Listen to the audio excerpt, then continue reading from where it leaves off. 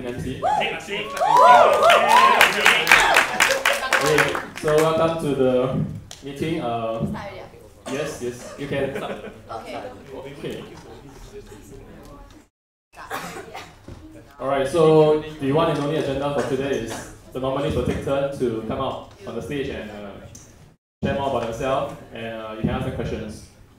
So, some rules. Okay, if you have seen this on the last general meeting, just ignore it. But for those who are not sure, so at any point of time, only one person should speak. If you want to speak, please raise your hand and wait for your turn. When it's your turn to speak, please state your name, course, and year. And every motion in the meeting requires a proposer and a seconder. So for example, in the middle of a Q&A, you want to close the Q&A, so you should say, Yongmin IS, year 4, propose to close the Q&A. And you need a seconder, for example, Phoebe IS, year 2, seconds. So the format of this meeting, when I say meeting, I refer to today's and tomorrow, okay? So the nominees will be picked randomly. Each nominee has up to 5 minutes to present. Each nominee will have 5 minutes of Q&A. A maximum of 3 extensions can be granted, and each extension is 5 minutes. In other words, it's a maximum of 5 minutes of presentation and a maximum of 20 minutes of Q&A. So the aim is to have 8 to 11 nominees to present today, and tomorrow 4 to 7 nominees. Before we go, okay, these are some terms I think will help you to understand in the speech later, okay? Just take a look.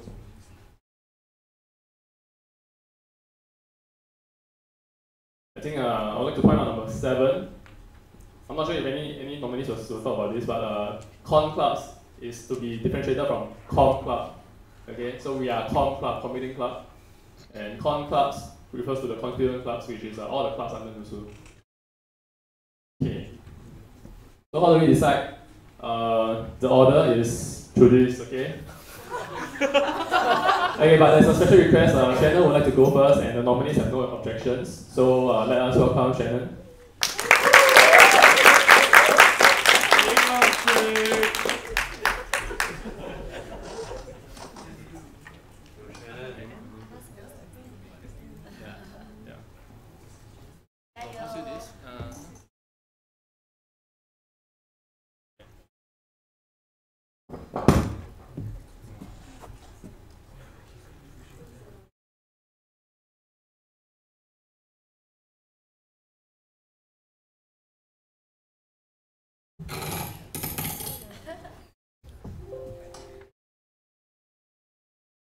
Okay.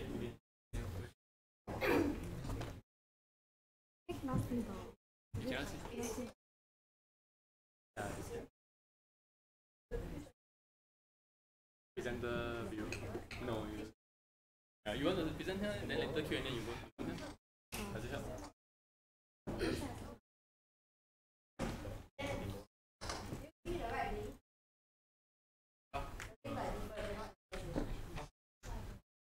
Who's presenter view?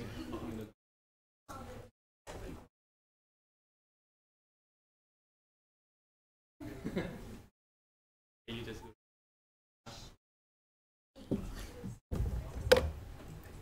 You try clicking.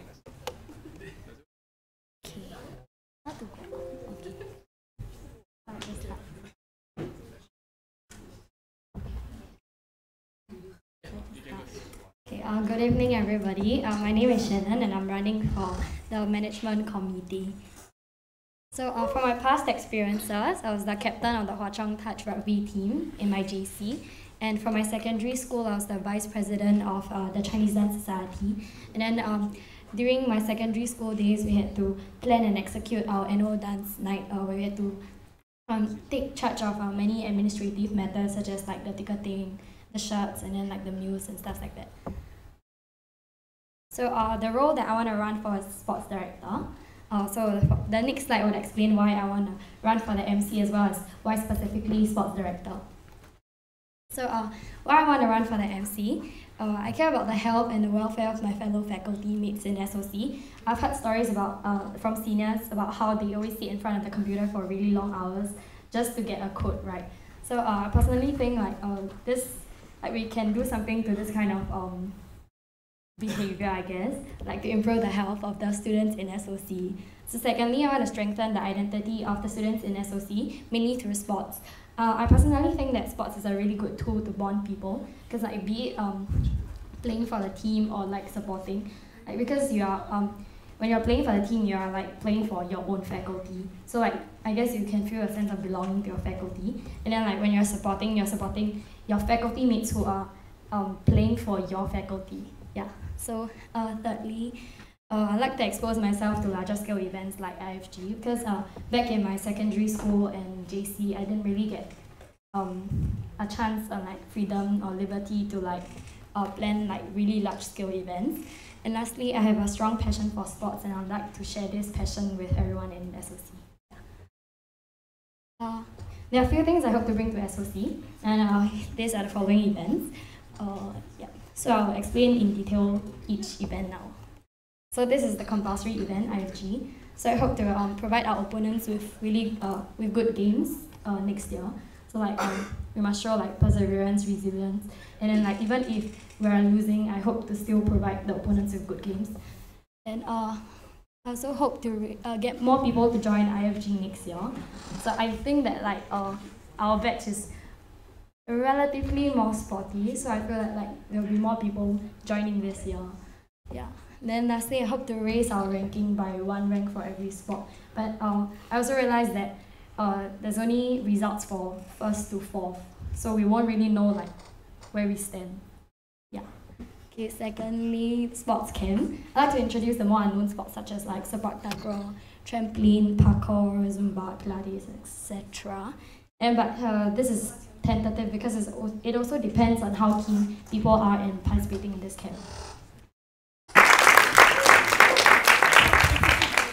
Okay, so now we will start the first session of Q&A. It's 5 minutes. Yep. Floor is open for questions.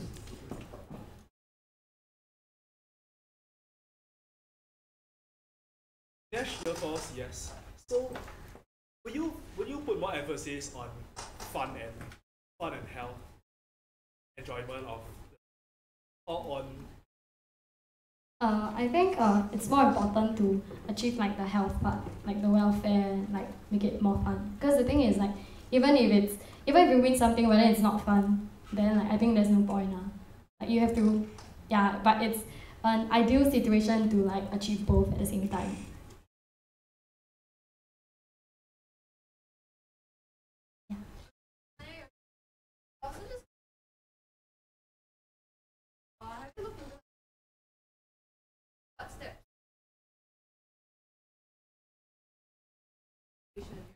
I've actually Googled about the National Steps Challenge. Sorry, hang on. Do you mind just repeating the question? Because for the webcast, they might not hear the question.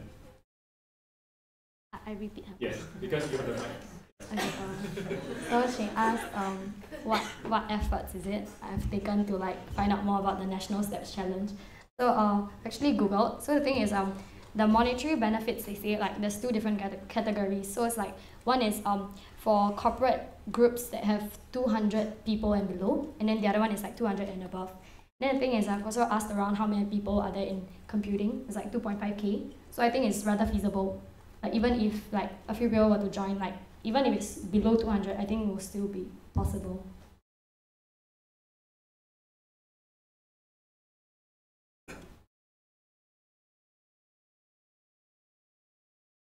There are no questions. You can propose to close the Q&A.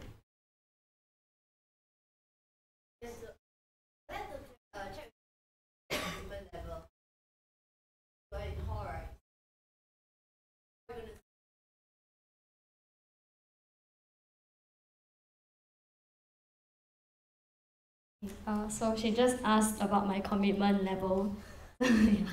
Okay, so for hall is like, okay, I joined hall because I want to experience the hall life.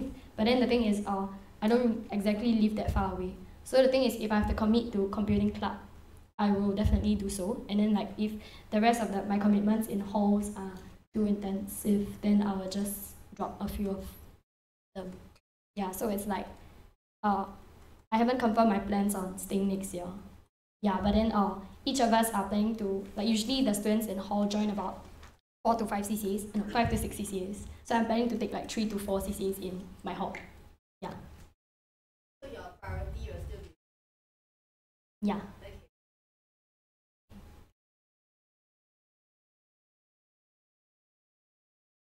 Just propose it, procedure.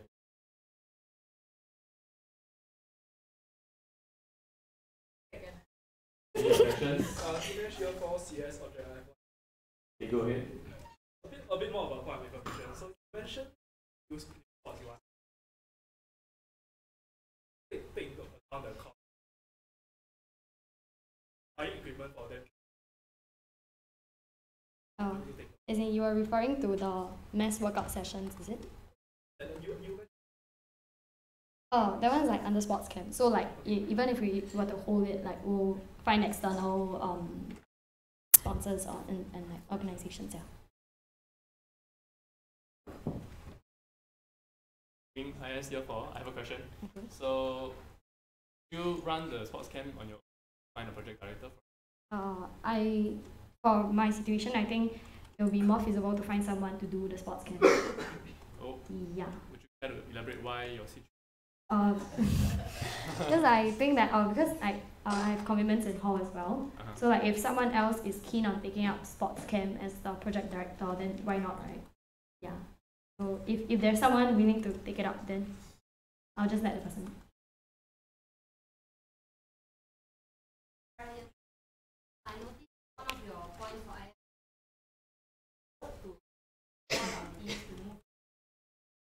I Yeah. I just asked you if you like concrete.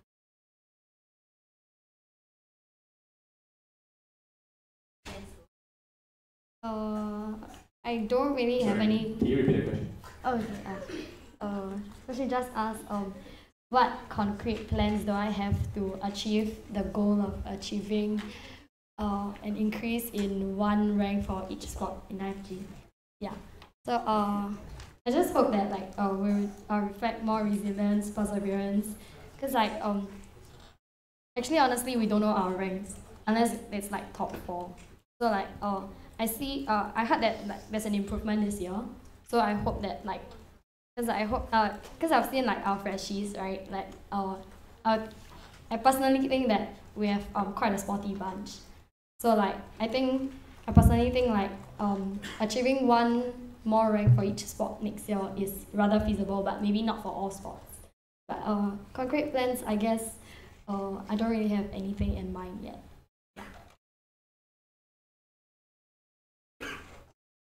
Okay, so we have come to the end of the first session.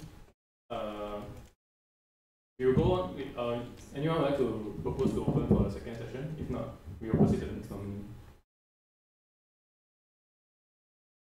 Okay, so that's it. Thank you, Shannon. Thank you.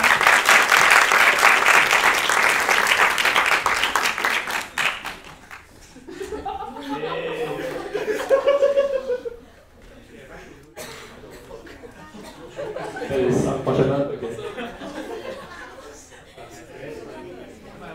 Okay, so now we come to the fun part.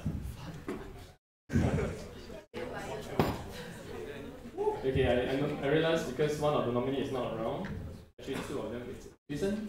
Okay, you're right. Okay, 2 of them will be late. So yeah, Amanda, not here yet.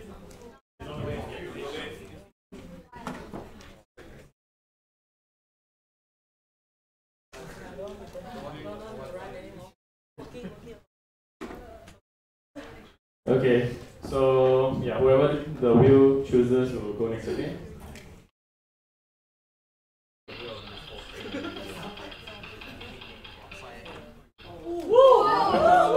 Alright, so we invite Joanne,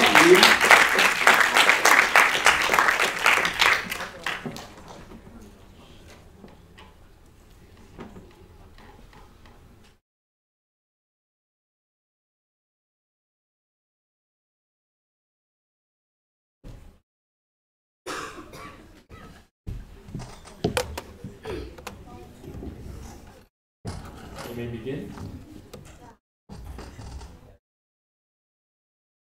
Okay, a very good evening, everyone. So I'll first like thank all of you for taking the time here to come to this EGM to listen to our campaign speech. So let me first start by doing a self-introduction. So I'm Joel, my name is Joel, and for those of you who don't already know me, I'm currently year 2 and pursuing a degree in accounting and computer science. So something more about me is that I love sports, exercising. I'm also part of a NUS track team. And in fact, I just rushed over from the road relay trial just now, which is why Daryl was also late just now. And yeah, the position that I'm going to run for is the position of president. Okay, so why do I want to run for this MC or this position?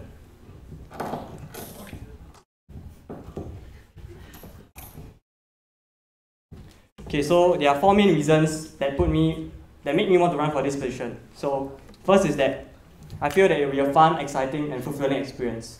So it all started a year ago around this time, where the computing club were recruiting subcommittee members for FOP and all the various committees. So I decided, why not? Let's just give it a try. So I came in without any prior expectations or what, just to try out, make new friends, experience what it's like organizing an event with other people. And then it turned out to be a very pleasant experience. So I'm here just trying to do the same thing one more time. Now the second reason is I want to give back and contribute. Also, as a freshman or as a student, specifically a freshman, when I was in orientation week and participating in some of the orientation projects, I could feel the efforts the senior put in to give us a really good FOP experience. So it really impacted on me. Then even as a senior, while I was organizing stuff for the next batch of freshmen, I also could feel the support my committee and the current MC members, specifically Robin, Dewey, Wei Hao, Zikai, YC, and Ben gave me. So I would like to be the pillar of support for the next batch of organizing freshmen, of the organizing committees. So the third reason is I don't want to just study but also make a positive impact in everyone's lives. Okay, so here I'm not trying to brag or boast, but I think in the academic aspect I've accomplished quite a lot. So I thank God for that. So I thought it would be nice if I don't just channel all my efforts into just studying, but also do something related to the computing club. So my efforts will not just be the fruits of my efforts will not just be grades, which is for myself alone, but I can also make a positive impact to many students or freshmen of the SOC community. And the last is for the experience and to challenge myself. Now, so I'll just briefly run through the experience I have accumulated in SOC. So I was a project director for Flag and Academic Day last year. I was also part of the organizing committee for FSC, OJL for FAO and Orientation Day, and also vice captain of the current NUS IVB track team. And Zikai also brought me to an alumni gathering session, and it was primarily for the purpose to promote Flag. But then through that session, I got to know some of the alumni members better and understand the members how they operate better.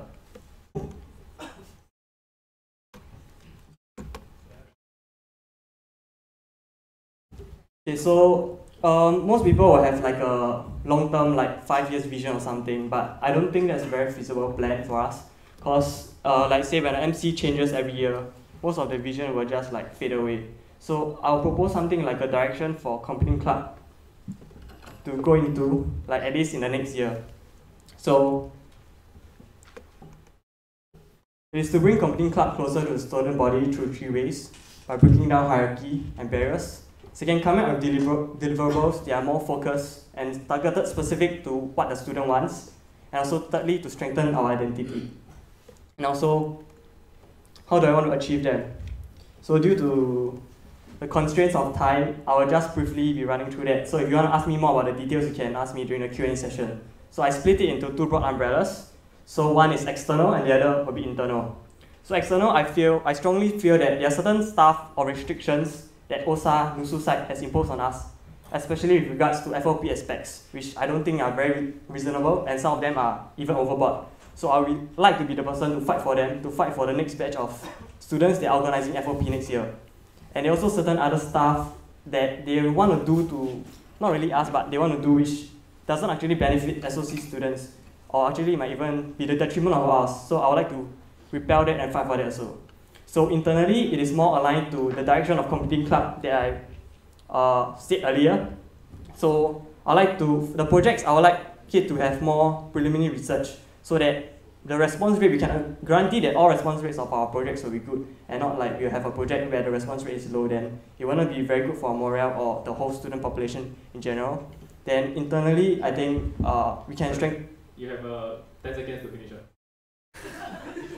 Your time is up. Just finish up the speech. Thank you. Okay, yeah.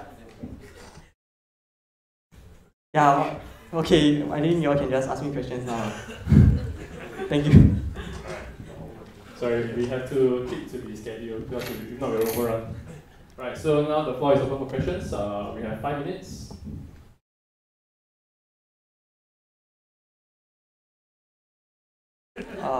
You mean everything? Okay, so as you know, I applied for KR Hall this semester. I'm not really planning to actively participate in it. I just want to, because KR is a very, there are a lot of comments about it saying, yeah, you know that it's a reputation, so I would like to see what it's like. So when I go in, okay, but I managed to get something out of it. I went for the orientation camp, and what I experienced there was a very, very strong family spirit that I've never seen before. So I'm not saying we should copy or emulate them, but I'm saying that we can see the good aspects of what they have, and then not copy, but try to emulate the good aspects that they have into SOC. So one of it is, it might sound a bit stupid now, but it's they have an anthem and an investiture ceremony.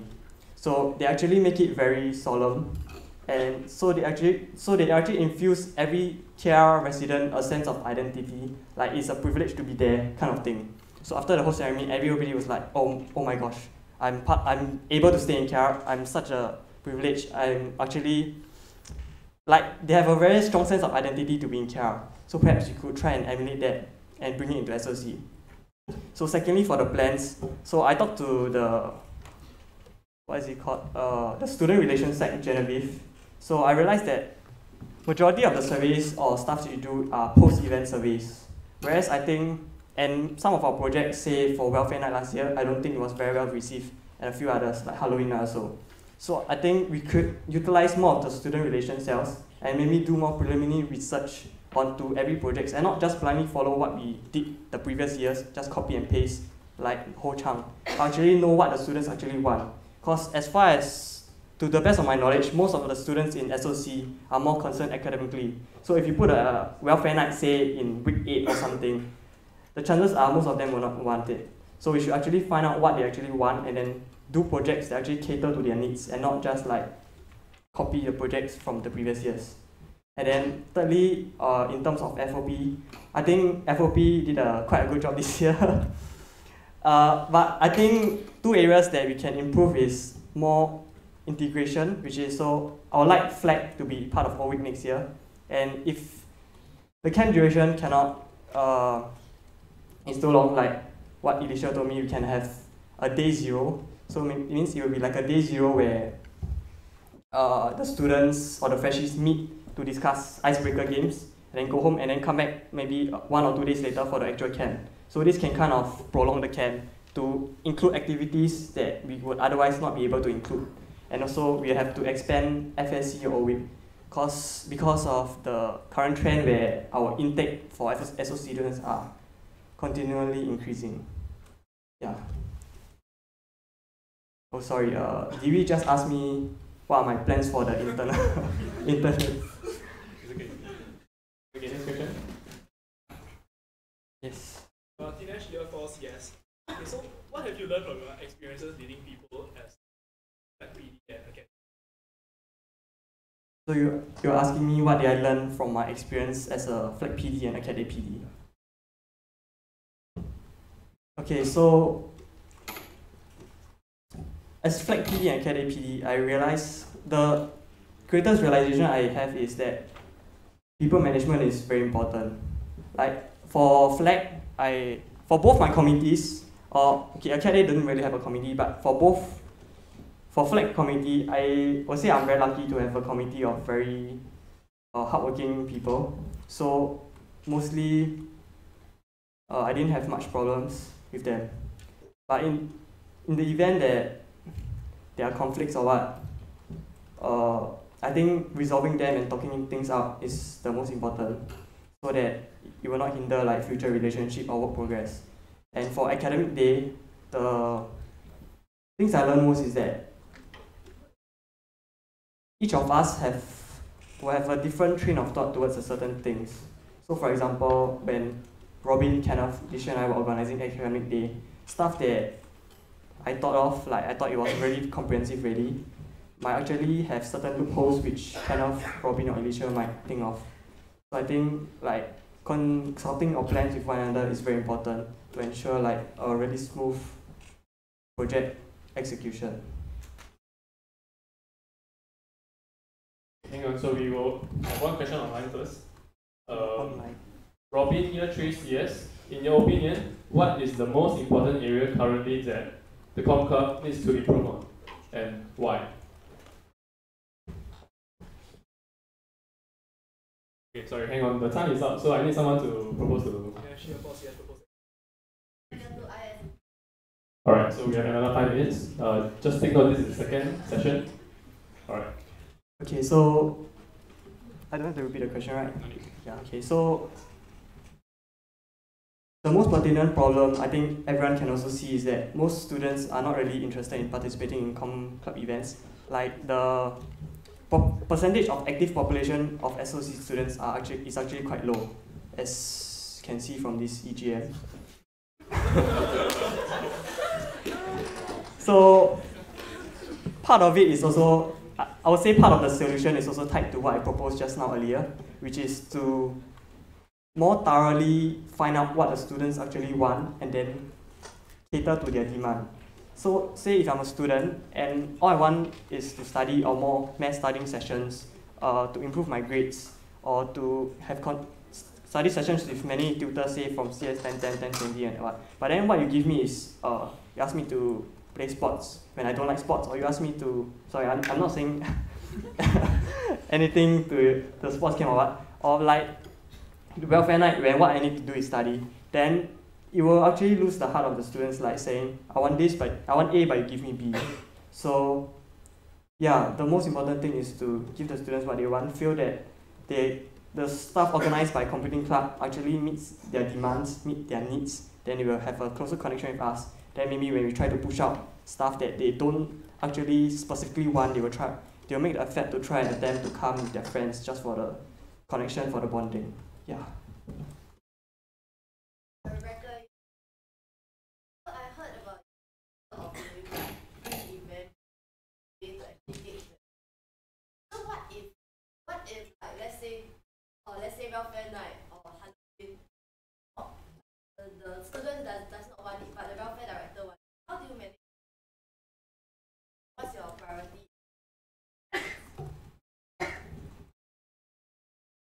Okay, so firstly, if it is so obvious that the student population don't want a Halloween night, I don't think the welfare director will be so insistent on having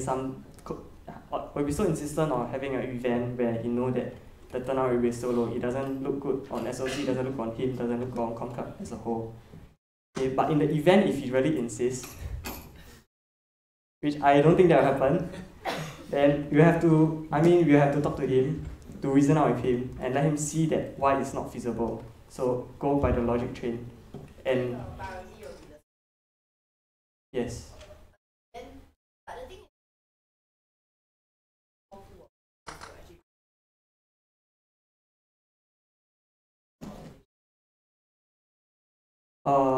we can always try to increase the pool size. For example, instead, the previous methods of collecting survey was, as I learned from Genevieve, was to just send out, say, a Google form through all the mass chats from maybe REC, FAO, FSC, which actually consists of the more active people. So if we want to increase our outreach to those inactive people, or to increase our survey size, we can actually do more walkabouts around SOC canteen during lessons or modules that have a lot of people, and then request from the prof to just do a very quick 1-minute survey. I don't think that will be too hard to improve the survey response. Then we have a more representative pool. Yeah. Yes, for CS. some leadership experience in, but as president, right, it's going to be quite different because now you're leading, not leading anymore. So, what do you intend for your leadership style to be? How much are you going to make just under you? I'm sorry, Joel, can you repeat the question? Okay, so Dinesh, year 4 CS, just asked me that previously as flag and academy PD, I'm leading followers. Whereas if I were to be elected as president, I'll be leading student leaders. So how would my management style change? Is that correct? Yeah. Okay, so I'll admit that my leadership style my natural leadership style is to keep a close grasp or close eye on the projects that my committee is doing. So that's it for flag and also academy. So I realized this problem, and so the change that I'm going to make is that I'll have to trust the people following me more, to delegate more, and trust that they will do a good job. So I have to prioritize the different projects. So say this project is more important because, yeah, like you said, I probably won't have time to have a very close grasp on every single project in the committee in C. So for those projects which I think is more important, then I have a closer look at it. Whereas those that are not so urgent or less important, I will have to trust, say, the directors and the VPs more to do a good job of it. Yeah. Okay, so the time is up. Can someone propose to?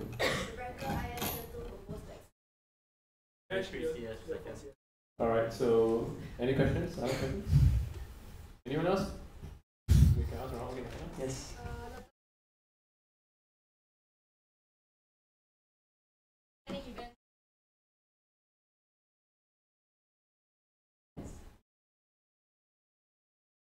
Okay, so Natanya just asked me she said that since I have experience planning events, why don't I run a role that actually plans events? Okay, so as I said just now, the reason I want to run, there are a few reasons to that. Firstly, precisely because I've already planned events, I want to try something new, that not just plan events, because I think if you just keep planning events, it might be a little boring. And planning event doesn't mean that the president role cannot plan events. It can also plan events. So secondly, the stuff that I would like to, the change that I would like to enact, or the stuff that I would like to do, it's not really feasible at the level, say a director level where you plan events. Because like I mentioned just now, there are certain restrictions which I strongly believe largely related to FOP are unreasonable or overboard. So I would like to push through to NUSU or even OSA to say either make it less stern or even totally remove them. So I think that's at a level where only maybe the VP or the president can do it. So which explains my rationale. Yeah. Okay. My question. Sorry, can you say your name, year, and my question is what is one event what is one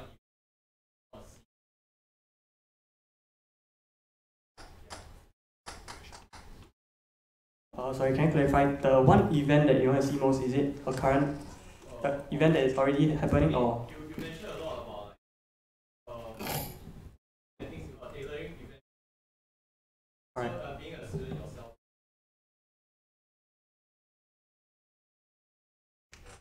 What is one event?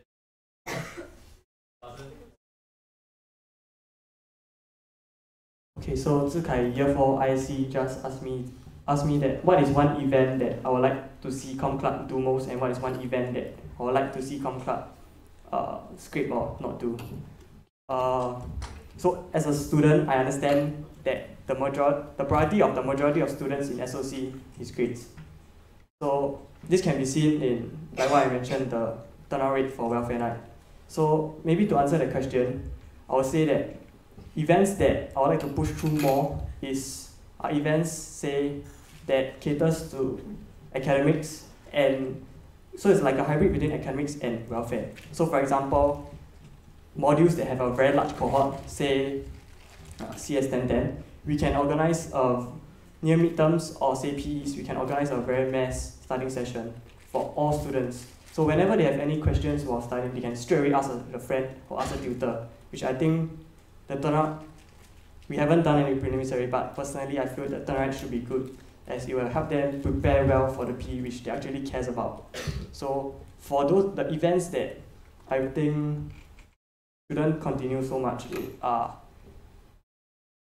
I don't have an event per se, but I will say are the events which the turnout rates are the lowest. Because since the students don't want it, why do we want to continue? Okay, we have slightly more than 1 minute, so please choose the questions wisely. Dinesh first? Dinesh here for CS. So, one large duty you're going to have as a president is interacting with. So you're going to you'll be part of this among all the presidents, and you'll be part of the Nusu Council. How much time do you intend to?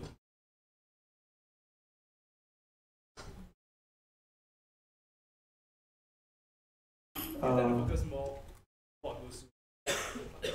You mean as a percentage? Maybe not an exact number, but roughly. Okay, so Dinesh just asked me, as a president, I will have involved in the Nusu Council and the group of presidents that constitute a group in Nusu and also in Com Club. So he asked, how much time will I devote to Nusu as compared to internally in Com Club? Okay, so my question is, it really depends. So for example, if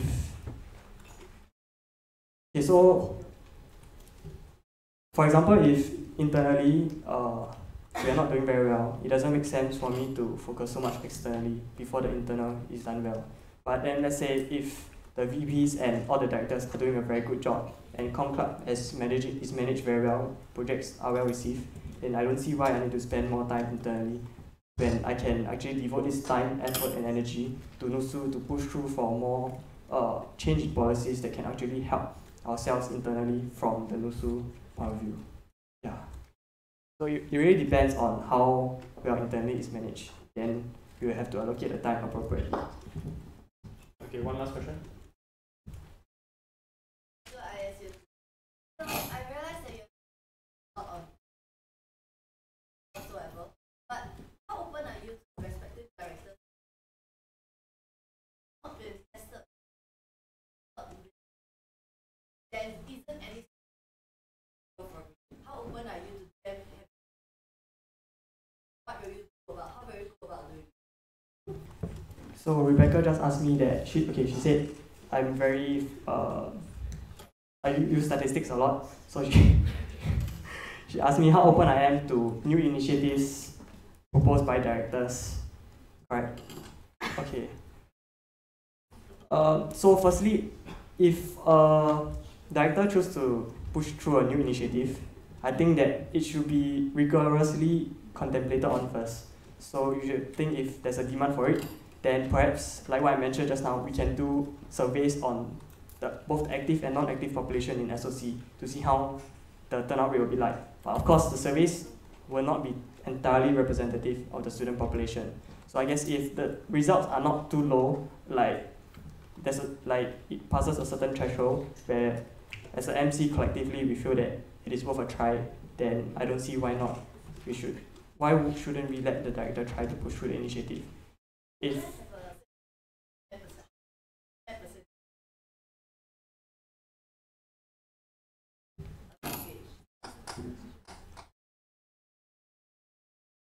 sorry, I don't really have a number now, but I mean we have to look through we have to compare the past surveys and with the actual turnout rate. So for example, if the past surveys, the acceptance rate is 50%, but the turnout rate is 10%, like 10%, then maybe the threshold should be higher a bit. But if the response rate is like 30%, turnout rate is also 30%, maybe like 50 people, then yeah, it's worth a try. Okay, so we're come to the end of the third session. If you'd like to extend one last time, please propose. Dinesh year 4 CS proposed extension. Any seconder? Year 3, the second. Okay, so yeah, we have the last round of 5 minutes. Yes. Dinesh year 4 CS. So, how do you plan to handle interpersonal conflicts among your? So Dinesh here for CS just asked me how do I plan to handle interpersonal conflicts among the MC members should conflicts arise. Okay, so as a general sense, if two members of the two MC members, if there's a conflict arise between two MC members, it'll be good to just sit down and talk. And just like talk it out lah. Like both the conflict members and maybe say it's between two directors. So of the same cell, maybe the two MC members and the VP and me or the Gen Sec. So we should just talk it out. And if it really doesn't work out, like they are very insistent, then we can talk to them individually and see if they and to see if they respond now. But I mean, there's always a worst case scenario where they they just want it their way or something. Then in that situation, I guess we have to slowly, like over the time, let time here fade away, then slowly build the relationship again. But ultimately, when a conflict arises between two people, that there must be it will likely be a conflict that is over a certain issue or certain matter. So I think in this kind of situation, logic and reasoning should be the guide as to how we are going to resolve this conflict. Yeah.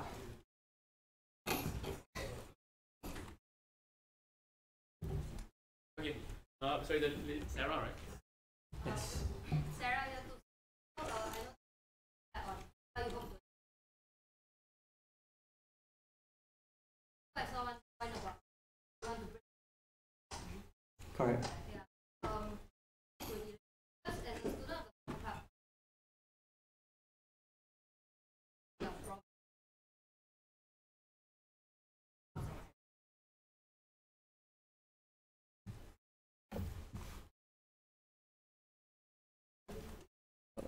Yeah, correct.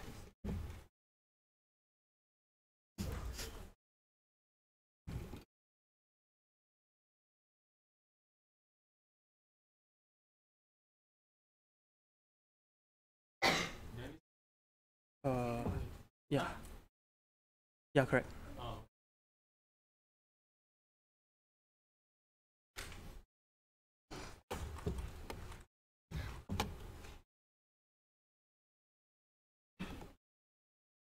Okay, maybe I wasn't clear, but to break down hierarchy, I was actually referring to, say, within the MC, the hierarchies of the VPs, director, Gen Sec president. Like it should be more of a team effort and not like a hierarchical effort. So why I actually wrote that in is because the turnout for the nominees for the 20th MC election is not very good. So perhaps maybe I could be wrong, but I was thinking maybe the general population of SOC students might feel that the MC is like it's like beyond reach kind of thing, so they wouldn't want to try, which is why I suggested proposing that to make it seem like we are just all fellow SOC students, so that next year we can actually have more people interested in running for the 21st MC. Now, so the second point I kind of mentioned earlier, which is to conduct more research, thoroughly find out what the student actually wants, so that we can develop projects that actually cater to specifically to the needs of the students. And the third point I also briefly mentioned just now, which is to strengthen identity, where you can explore, say, a investiture ceremony. I mean, it is not like fixed in stone, it's just areas worth exploring. Yeah.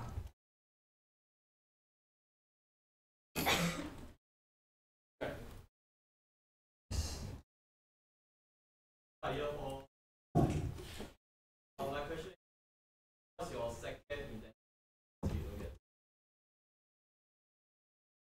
Okay, Zikai, year 4 CS, asked, what is my second intended position if I don't get president?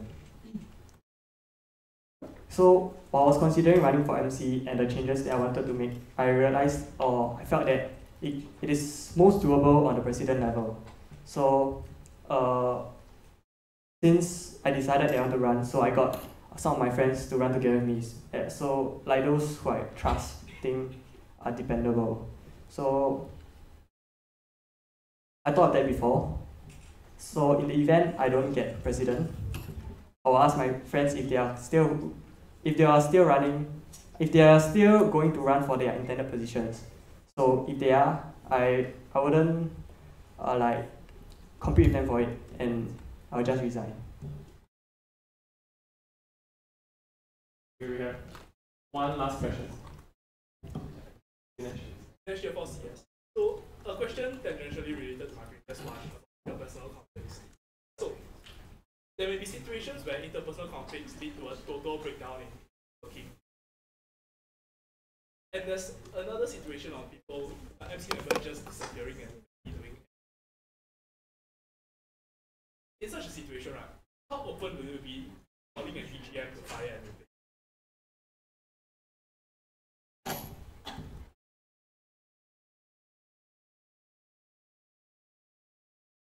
So in the event if that happens, I think you should take a step-by-step approach. First, talk to him, try and iron things out. Talk to him and the other person who has a conflict with him and all that. So if that doesn't work out, maybe I will say, because the saying goes that like time heals wounds. I don't know how true is that.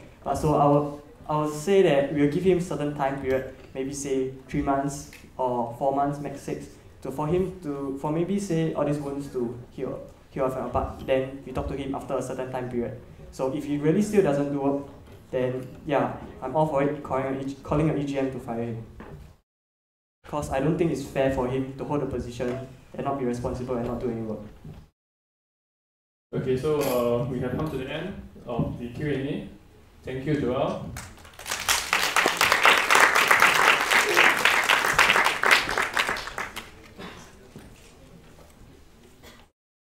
Okay, anyone would like to propose for a toilet break? If not, we will proceed.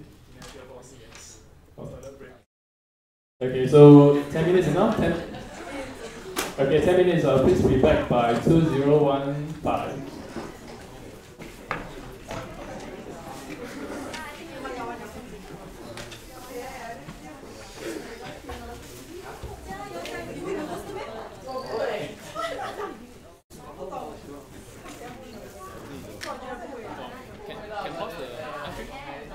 Can pause the live stream? Okay.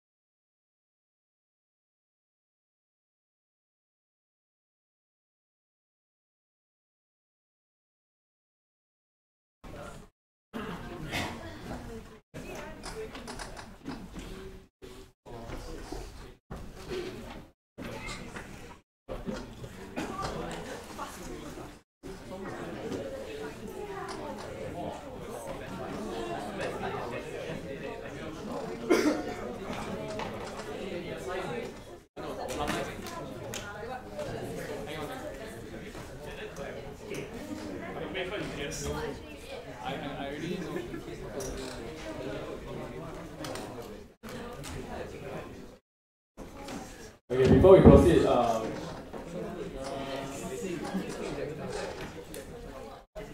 the nominees, okay, so Amanda has requested to go next. So if there's no objection, she will go next. Any objections? Amanda? Okay, so let us welcome Amanda to the stage.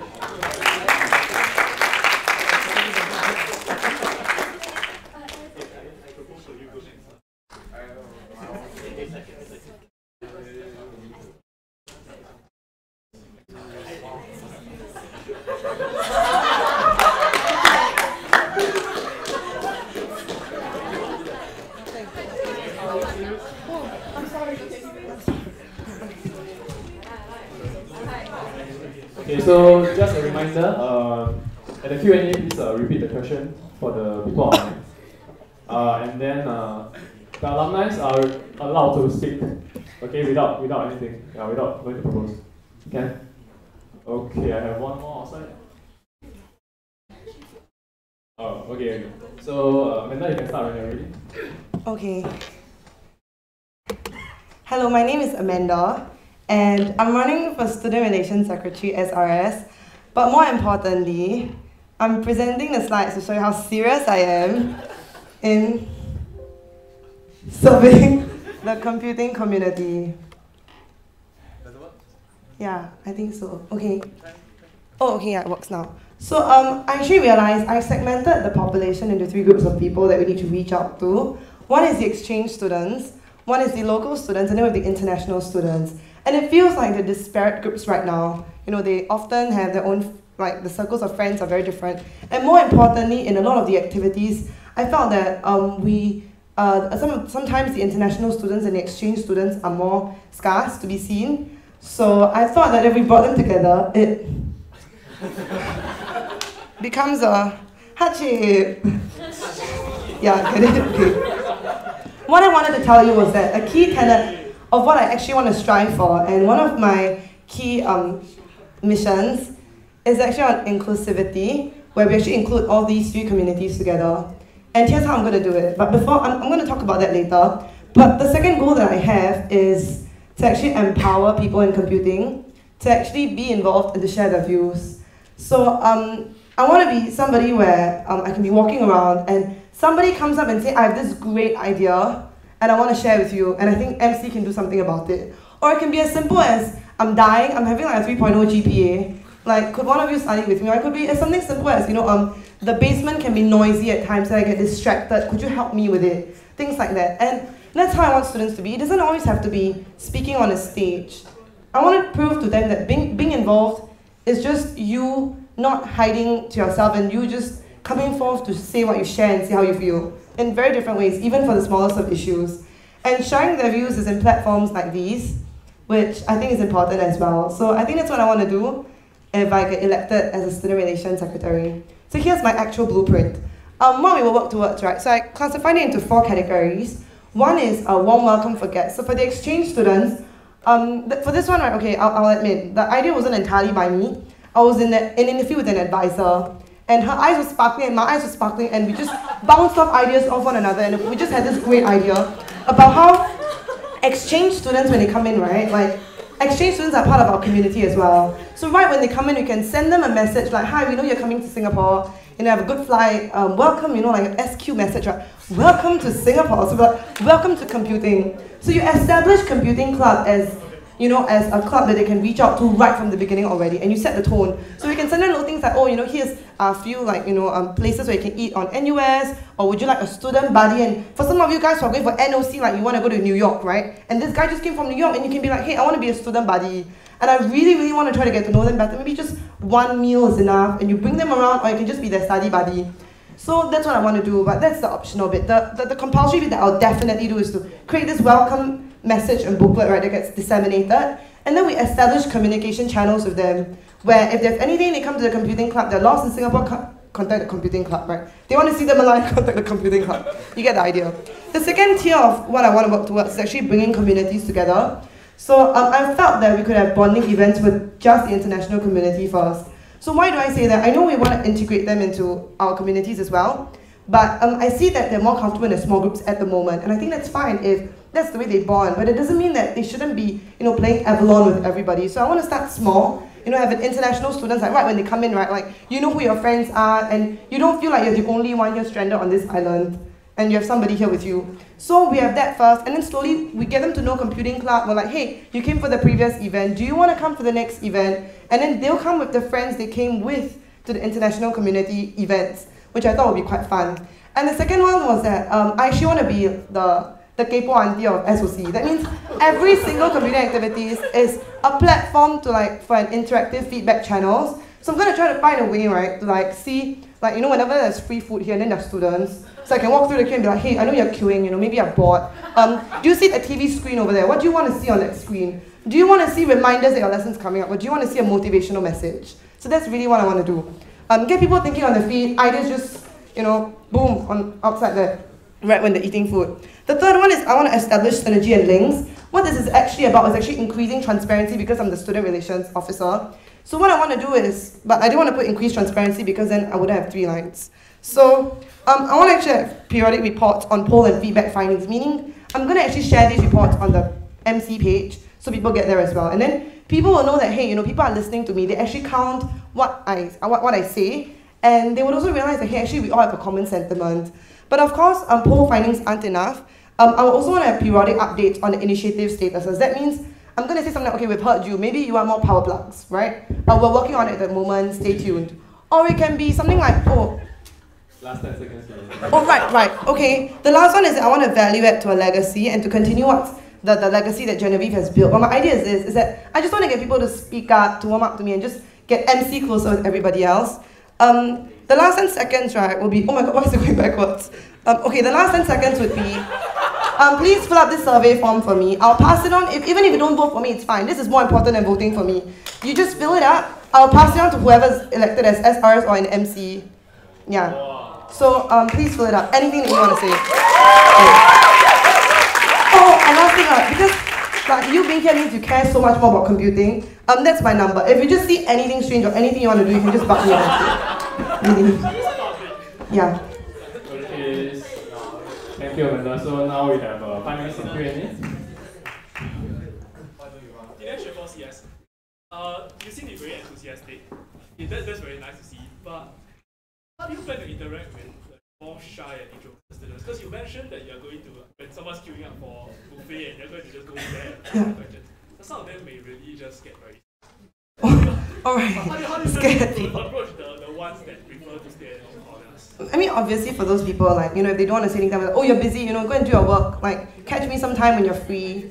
Then if I see them again, of course we talk in a nice way. I think in general, people are shy not because they don't want to talk to you. It's just, it could be that, at that point in time, they're just, tired. Or it could also be that they just don't make that first step. And that's fine, so I'll make that first step. But if that person really doesn't want to talk, or he has something else that he wants to say, then I'll not disturb that person. Okay, so a reminder to repeat the question. No need to repeat the name. Okay, the question is, what okay, if... the next one. Okay, the next question. Devi?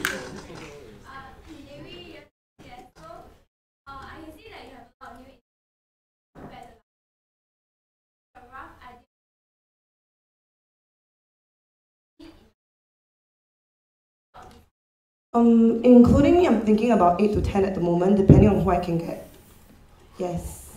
You forgot to repeat the question again. Oh, sorry. I'm sorry. Okay, wait. The question was how many people I'm thinking of bringing into the cell. Okay, thank you. Next question. Sorry. Before I go back to Dinesh, any other questions? Okay, Dinesh. Dinesh, you're for CS. So you mentioned welcome booklets to reach out to people. But here's the thing, international students tend to come in and everything. They're going to miss the whole of Apple. And welcome booklets may or may not be sufficient. It may not have any other ways to. Also, especially how do you plan to break into the nice bonding session? Especially considering that many of them stick with PRC group, we have the people in Vietnam and so. How do you plan to break into each one? Oh, definitely, I understand the question. So the question was, how am I going to bring these disparate communities together? And the fact that the welcome booklet may not be enough. That's why actually on top of the welcome booklets, I do want to organize like special bonding events for the international community where they can just grab their friends. So it can be as simple as lunch. And I think the best way to break into a community is just to do everyday activities with them, like at a time, and then slowly 5 people join it, 10 people join in, and then more people come along.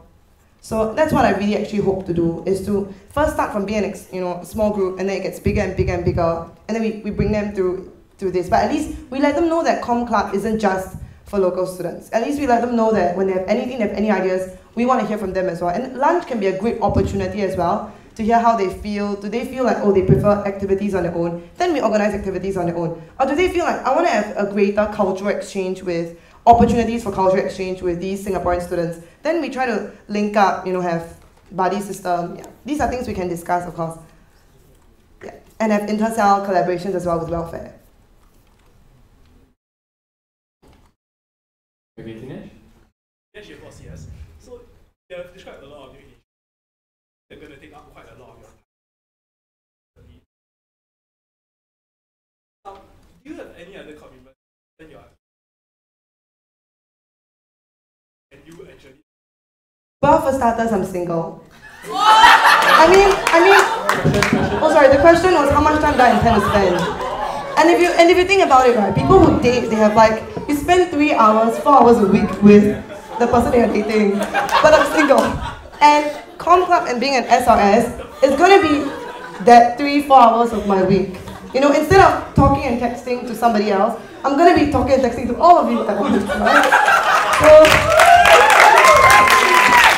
And I'm not going to join any external activities. So a lot of the activities that I join, like tennis, I already told them right from the get-go that if I can make it for trainings, I go.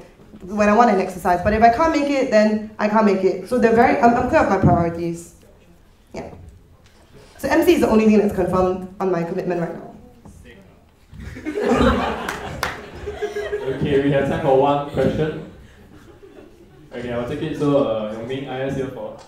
Here. So, how many people have you found or ideally targeted to be in your subcom? I've actually contacted about 10 to 12 because I think some of them will reject me. So, but if they all join the team, then we can always expand and bring in even more initiatives. And I mean, this is MC, right? It isn't just going to be, SRS shouldn't just be restricted to talking to people. It can be giving ideas. It can also be, when welfare needs, that sheer manpower to just stuff mommy me into the pack, right? Well, we're here.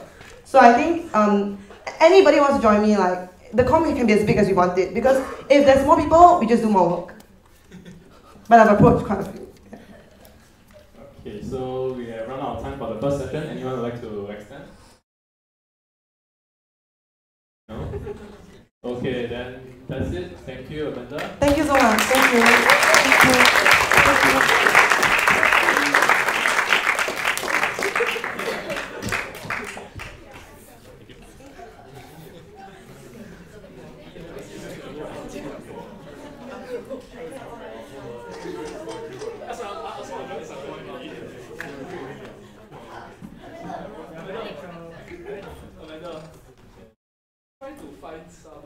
Come down. Okay, so now we are back to the fun part. That's quite true. Okay, so let's go.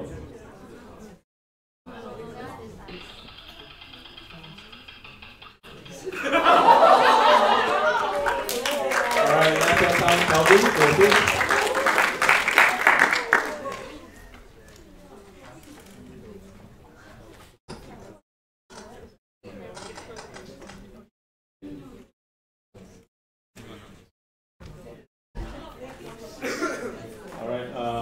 Just a reminder again, okay, so at the Q&A, please repeat the question, unless it's me, because I don't mind. Okay. Alright, you can begin when you're ready.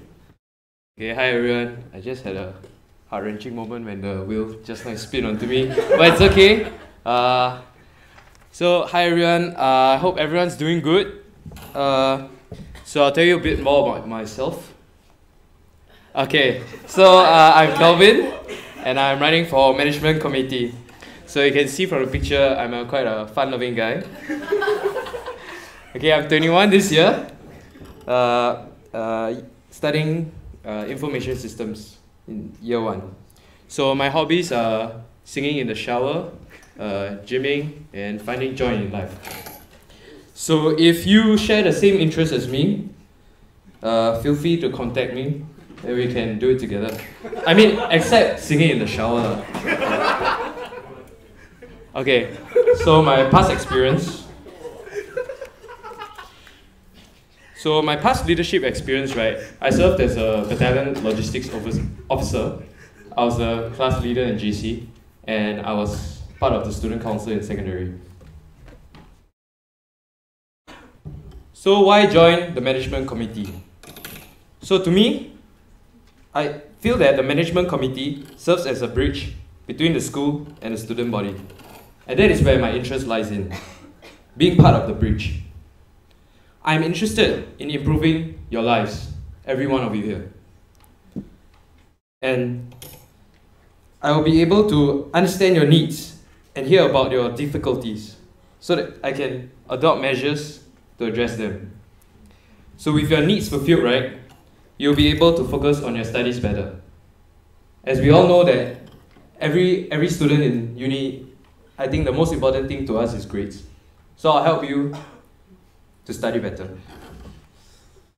So moving on, the position I'm interested in is the Vice President of Internal Relations, overseeing the sports and welfare cell. So why do I think I'm suitable for this role? Firstly, I'm interested in the welfare and I have both interest in welfare and sports. I see a link between the two. I feel that they are both correlated. And so through sports, right? For example, having sports activities, you'll be able to enjoy yourself and have fun. This will not only improve your physical well-being, but it will also improve your mental well-being as well. Also, I have the knack of rallying people together to increase the greater good, and I am adept in conflict management. This means that people will be working more harmoniously with one another, and less time spent on disputes leads to more time addressing all your concerns. Thank you.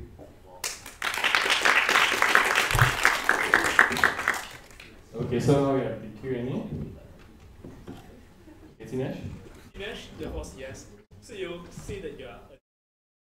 Can you give one example of that you're? Okay, so Dinesh, year 4 CS, just asked me to give an example of how to prove that I'm adept in conflict management. So, the experience I'm about to share is pertaining to army. In the army, I was a battalion logistic officer. So there are times where there'll be conflicts between my men because they feel like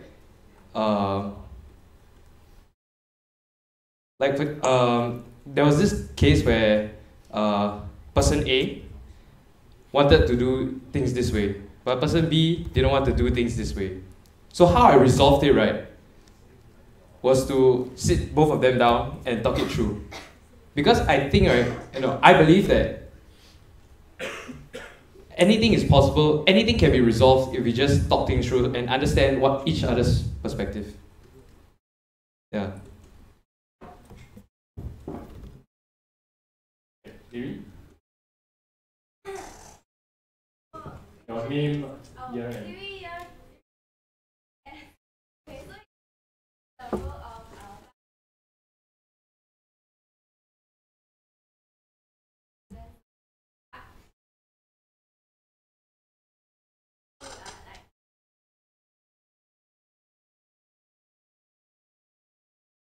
Sorry, is it a potential advantage or potential disadvantage? Advantage. Okay. So, sorry, repeat the question, please. Dewi just asked, being a freshman running for the VP role, right? Do I have a potential advantage? Yes. Right? Yes. Okay. Sorry. I think definitely there's a potential advantage because, I'm a freshman, so everything is fresh, right? Right? So, of course, I have something new to bring to the table, and I would understand, how my cohort and, all the freshmen will feel as I'll be more in touch with them compared to, the year 2s and year 3s. So, for that, I feel that there's an advantage that I can understand the people better. I mean, for my year. Yeah. Okay, Rebecca. Rebecca, I was going to also related to that. Just now you were talking about big level. So how do you manage the conflict? Let's say your director under you and because you are the middleman between the director and the so how are you going to resolve this conflict between the student and director? Okay. So Rebecca just asked how I will be able to manage the conflicts between the president and the people below me. So first of all, I would just like to state that I don't feel like people are like my team, right? Potentially my team, right? I don't view them as people who are below me, but they are people with me.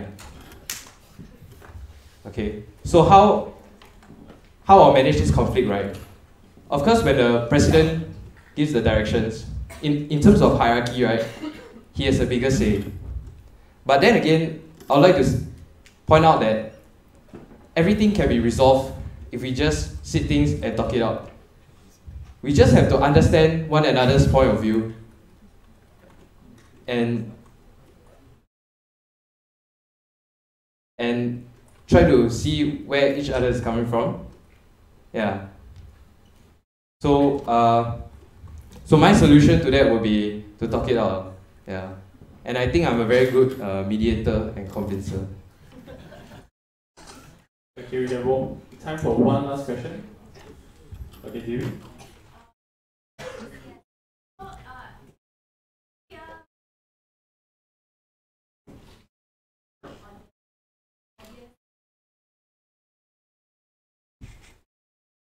Okay, so Dewi just asked me, pertaining to welfare events, there has been a low turnout rate. So what do I have in mind to increase that turnout rate? So first and foremost, I believe that, or what I would do is to conduct a survey, because the reason why people don't join could be that they are not interested, and could be that the events itself is not what they want to do. So having pre-event surveys, right, so that we can, the pre-event surveys will help to understand what the students want. And if we listen to what the students want, we'll be better able to cater to their needs and serve their interests better. Yeah. Does that answer your question? Okay, so the time is up. Anyone would like to propose to have an extension? Year 4 CS proposing. Second year 3 BA second. Okay, so we have the second round. Okay, Dinesh? Next year 4 CS. So similar question as what I asked Joel. You are a leader of leaders. You are going to be leading 4 people under you. Also have their own plans and what is your potential? Can you repeat that one more time? So you are going to be a leader of leaders. There are 4 people under you. Are themselves leaders, ideas, own plans. So what is your management style going to be? Okay, Dinesh just asked me that since I'm potentially leading leaders now, and that they may have differing opinions, how do I plan to lead them or manage them? So, for me, I don't like to micromanage things. I prefer to give the benefit of doubt and trust to people who are working with me. That being said, of course, I'll not just let them. I'll not turn a blind eye. I will supervise them and ensure that everything is in order. Yeah. Benjamin?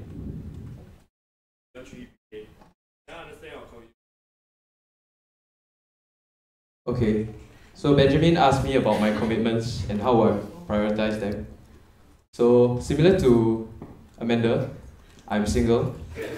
So the 3-4 hours you all spend, I can spend it on the Okay, but that's true. I'm single. That would mean that I would have more time on hand to I would have more time on hand to devote to the computing club. I'm also a residential. I'm an RC4 member, but in terms of commitment, it's pretty low. So it works because RC works on the basis of if you have the time, you can go. There's no pressure. So yeah, my RC commitments are pretty low, and right now SOC is on the top of my priority list.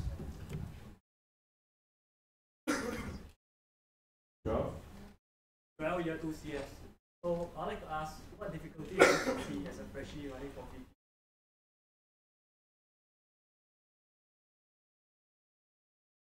VP? Okay, so Joel just asked me, what, as a freshman running for VP, what are the potential pitfalls? Again, I have to get my mind back on track. But how I feel, what I will do to address that, right, is to have proper time management. Because when I feel that you manage your time wisely and properly, and you dedicate certain amount of time to tackle an issue, and you just focus for that time, you'll be able to do it properly. Like, let's say, studying or serving the SOC committee. Yeah. Okay, next question. Hello. So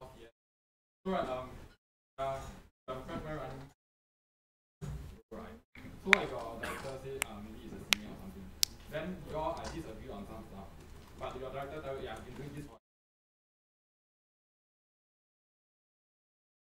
for how? Just guess your Sorry, can I get your name again? Okay, so Kenneth just asked me, because I'm a freshman, and let's say someone on my team who's more senior in terms of experience has a conflict on me and tells me that, oh, because certain things should be done this way, I've done it before. Is that right? So, like, I think it comes back to my point earlier where I mentioned that how I resolve conflicts is to talk things out first. Of course, by hierarchy, I have the higher say, but I feel that if I can understand where he's coming from and address it, there shouldn't be any conflicts. We have time for one more question. Levi. Year 4 equals. My question is, what's your understanding of sports and how much do you understand? Okay, so Zikai asked me, how much do I know about the sports and welfare cells? The 2 cells that I'll be leading. So, in terms of sports, I understand that every year there are like, of course, they hold multiple events like IFG,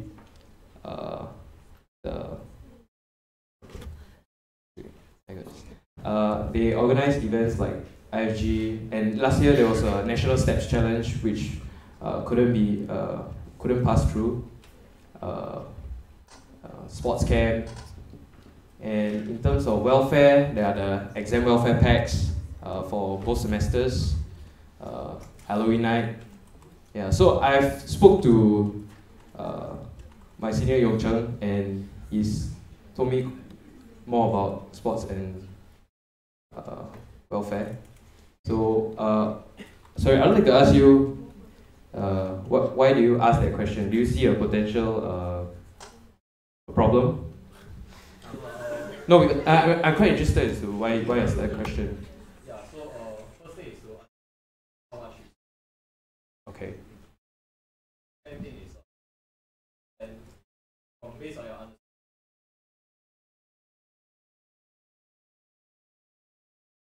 Okay, in terms of improvement for sports and welfare, right? For one, because what I found is that the turnout rate for our events are pretty low. So that would mean that students are not really interested in the events. So I think like improving the channels for students to voice out their interests, like making it more accessible for them, or rather getting more people to voice their opinions, like having online channels, or even like getting the profs help during lecture, you know, like just 1 minute of their time, just to flash a slide on the channels where students can voice their suggestions or feedbacks before an event, so that we can better understand what they want and give it to them. Yeah. Okay, so the time is up. So anyone would like to propose to the extent? Second. Okay, so we have this is the third round. Yes, this is the third round. Okay. Any more questions? Yes. You share a lot of your ideas and stuff, right? Summarize them into plans that you have to bring in to NUS as a whole. Okay, so Ben just asked me what I intend to bring into SOC, right? If I'm elected as the VP role. So after speaking to Yongchen, I feel that Yongchen is my senior for this role. I feel that there's nothing in terms of addition, right? There's not much that I would like to add, because I always feel that if it didn't broke, right, why fix it?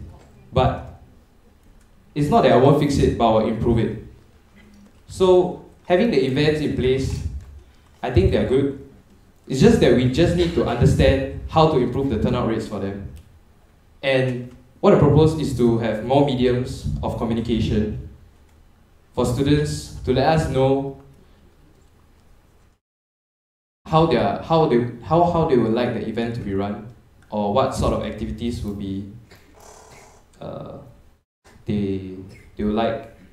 For example, let's say for sports camp, maybe we can tally the results and see what the students want. Maybe majority wants dragon boat, then we can cater in dragon boat.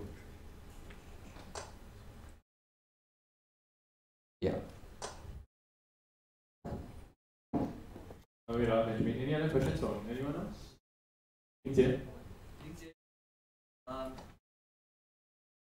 When you deal with a director, say if they want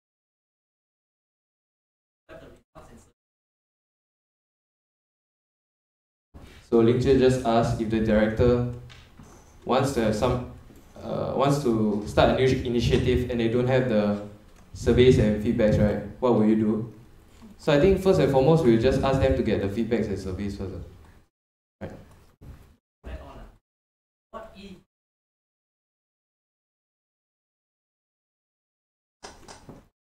Okay, so Lingjie added that what if I can't get sufficient response for the feedbacks and survey? What will I do? So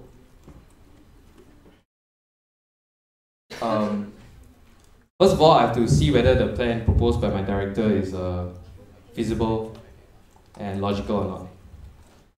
If then I would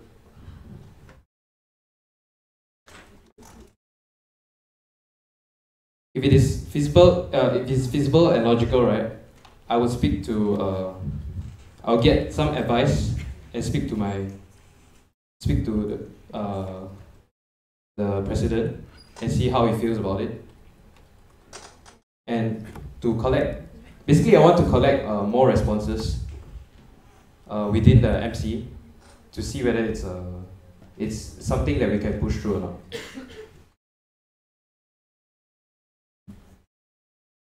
Benjamin? Just want to clarify. So you're saying that, are you replying to my question? Yes. Yes, Benjamin just asked, is it true that I'll not be bringing any new plans?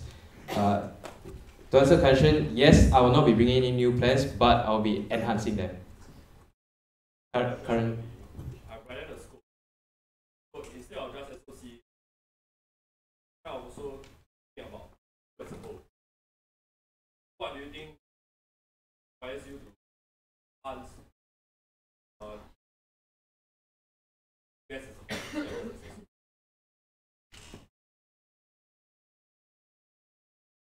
Okay, so Ben just asked, as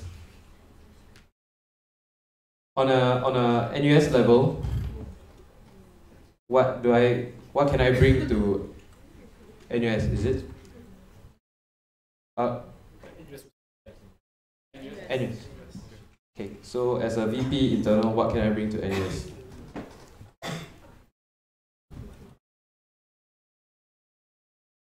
Okay, so I think that this role is it's all about the welfare of the welfare and lives of members.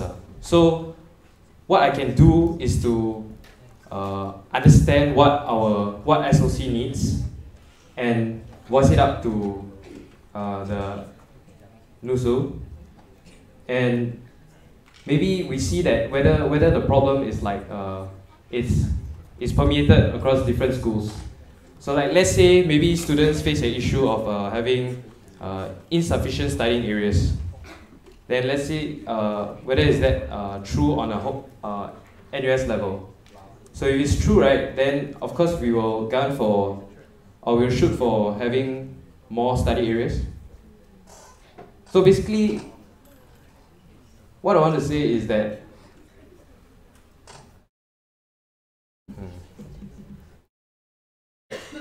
I want to voice out what the concerns of SOC and to see whether it's a problem that the whole school faces. Because if we come up with a solution to tackle that problem, we can share it with other schools, and other schools can adopt it as well. And that will benefit NUS as a whole. Okay, sorry, the time has run out, so may I have someone to propose to extend? Any seconder? Okay, so just take note that this is the last 5 minutes. Okay, Dinesh? So, what is your plan B? You are not. What other role do you want? Okay, so Dinesh just asked me, what if I don't get my role? What is my next option? So to me, I feel that in everything you do, or whatever you do, you have to do it with passion and interest. So the reason why I chose this role, right, is because it's the only role that I have passion and interest in. That would mean that if I don't get the role, right, I wouldn't mind just letting the position go, and I'll just be a SOC member. Because I feel that if you're just doing something for the sake of doing it, right, then what's the point?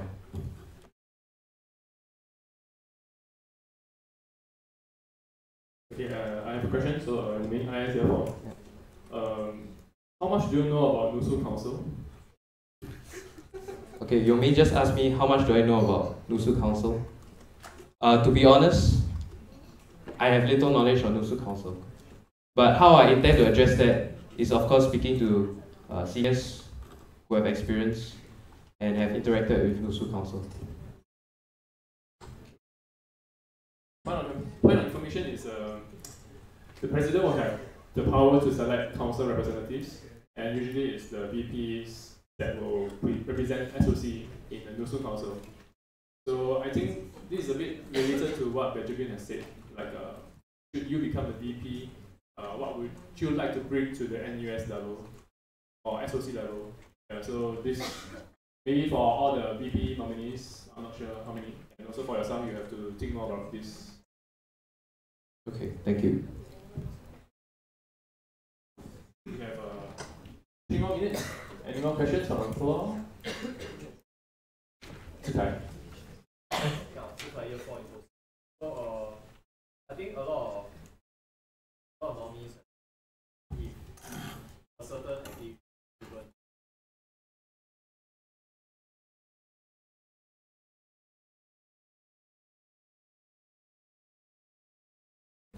So your question is.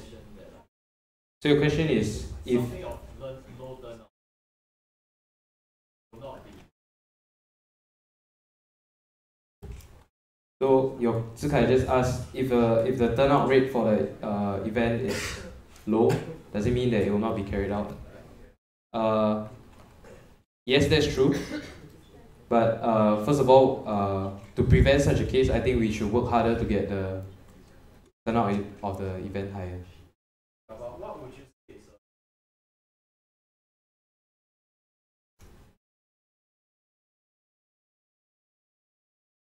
Okay, so Zikai just asked me what's the reasonable turnout rate for any event. I feel that the reasonable turnout rate will be 30 to 40% of the student body. What if it's like a tennis? Sorry? What if it's a tennis? Sorry, what if it's Because it's sports, right? So what if it's a tennis? You are saying like you're expecting.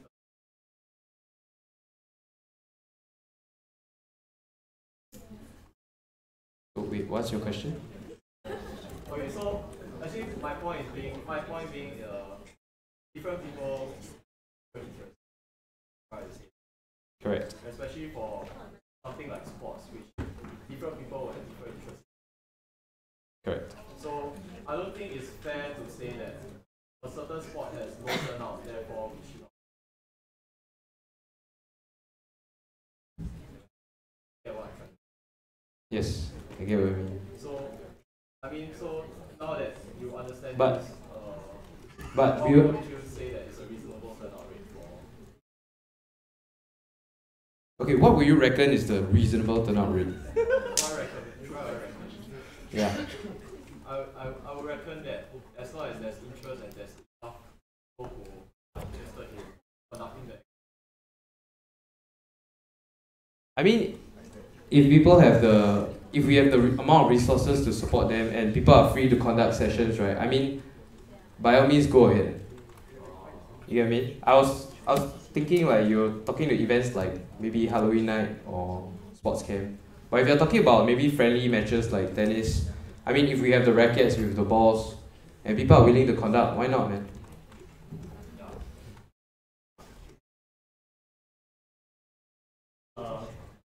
One last question. Levi?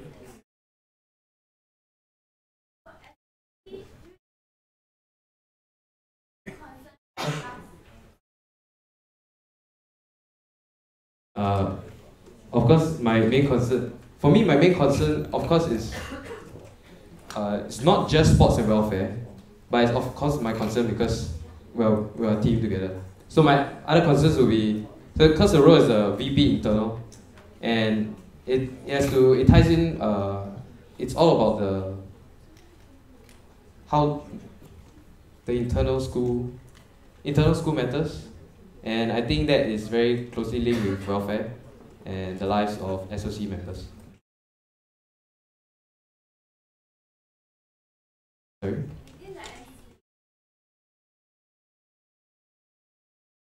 Within the MC is my concern only sports and welfare.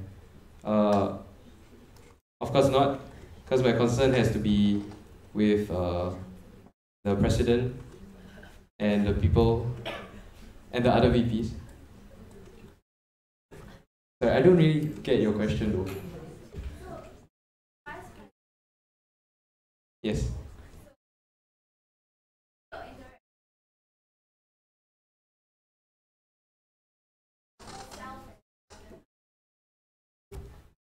Should I be concerned with other matters? Okay. So, I mean, if it becomes such a big problem that it affects everybody, then I have to be concerned of it, lah. But what I want to do is to focus on what my focus should be on, which is sports and welfare. Yeah. Okay, so unfortunately the time is run out, and that is the last extension we can allow. So thank you, Kelvin.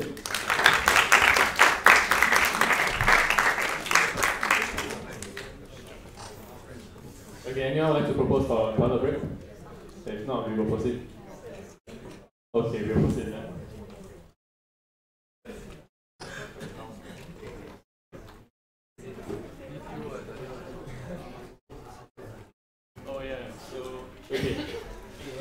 So Jason would like to go next. Any objection from the nominations? Okay, so let's invite Jason.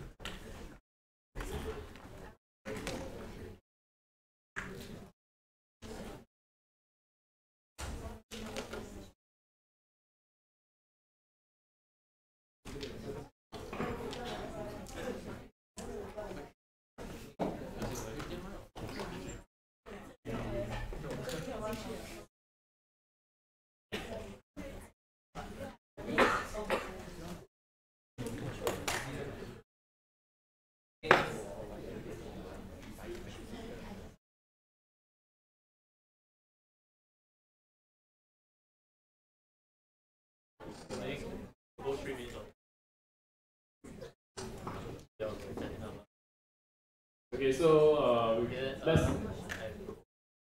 Okay, good.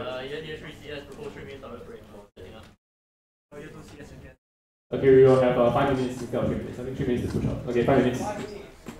2109, please be back. Thank you.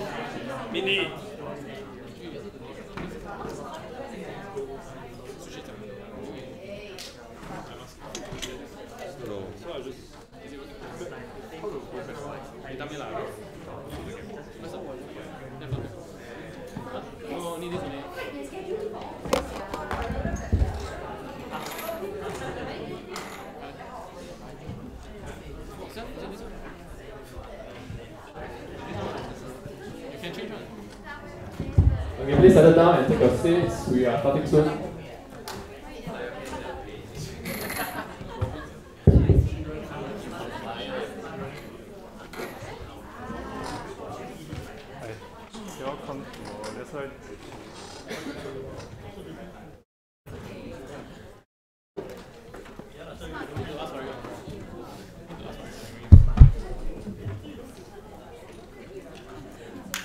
Can everyone just help me look around you if you have any friends who are still in the toilet?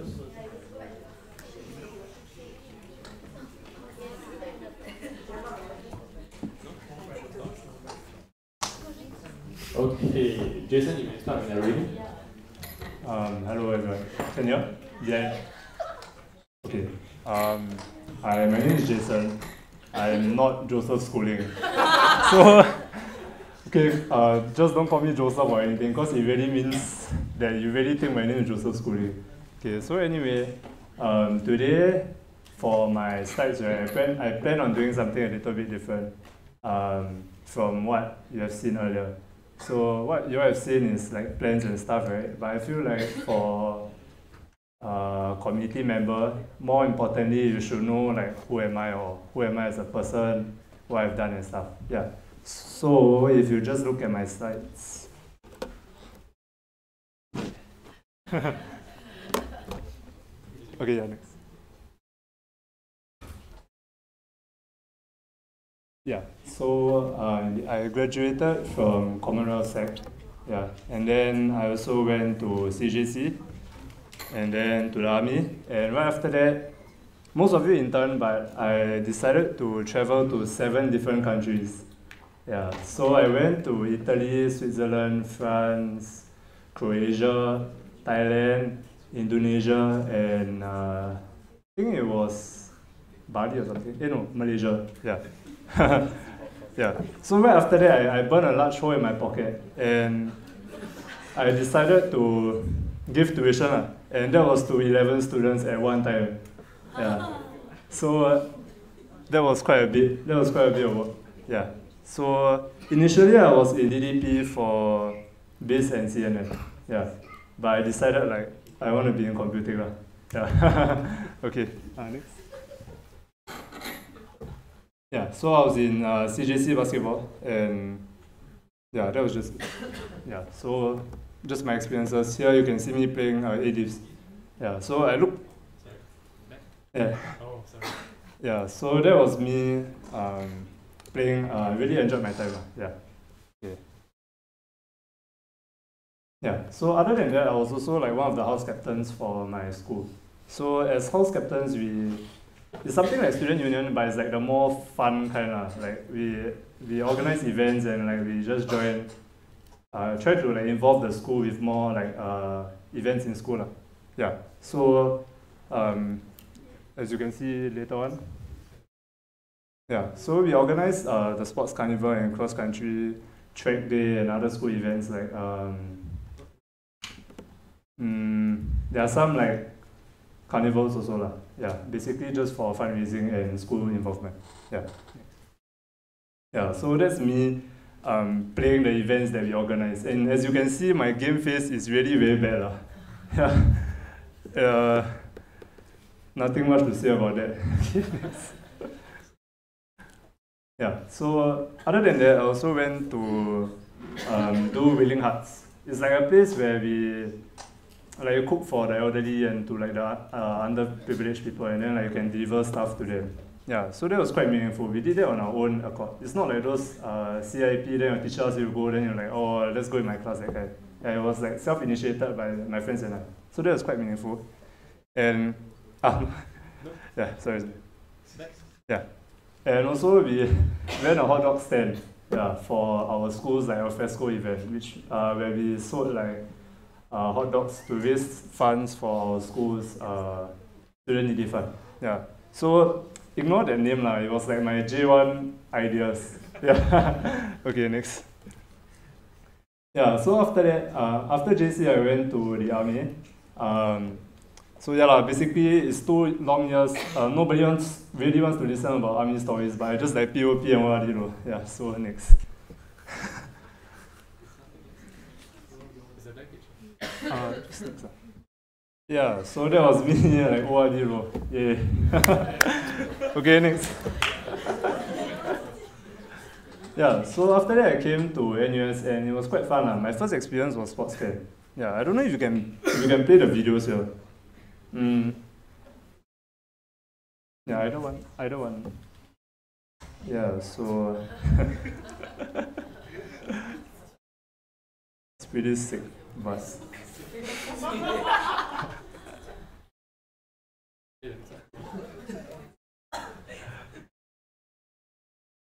Yeah, that's pretty much it.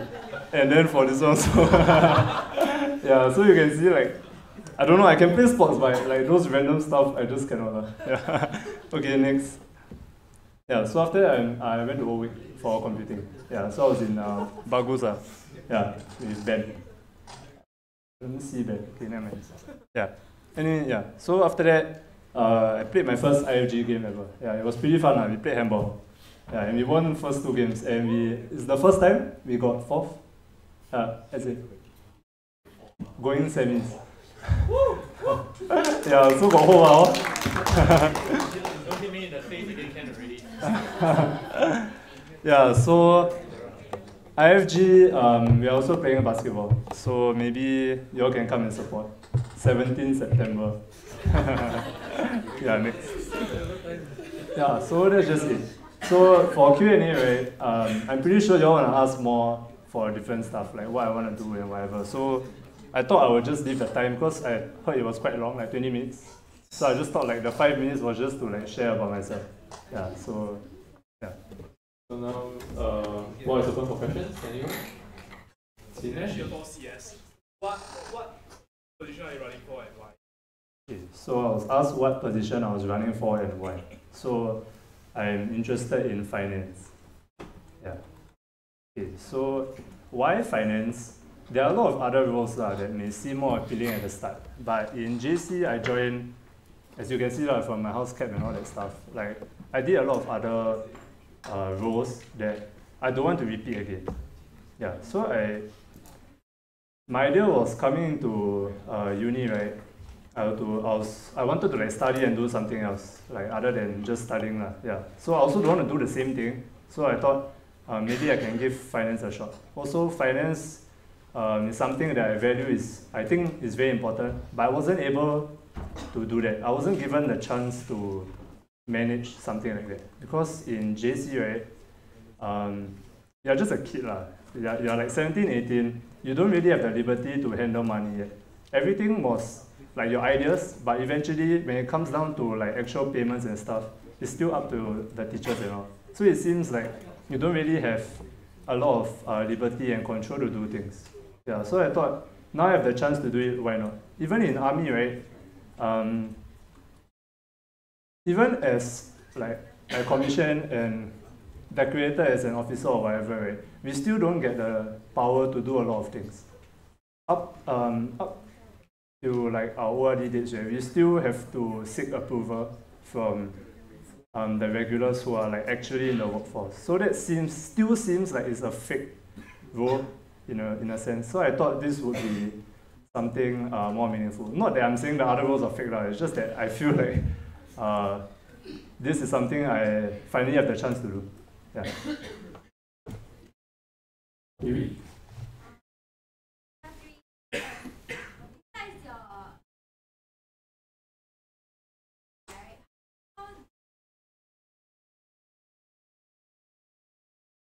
The MC in general, other than, okay, so the question was, other than the roles as finance, how else can you contribute to MC? Yeah, so actually, right, for finance, I have sort of the idea that we are not really well to do in terms of like the money coming in.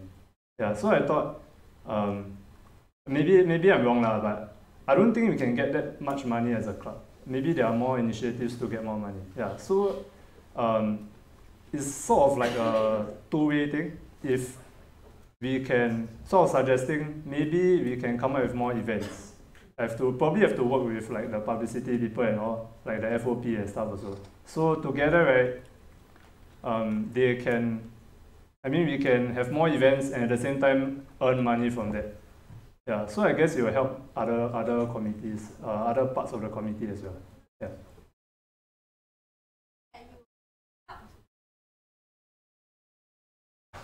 Okay, so I was asked again, does that mean that I have to actually help earn the money?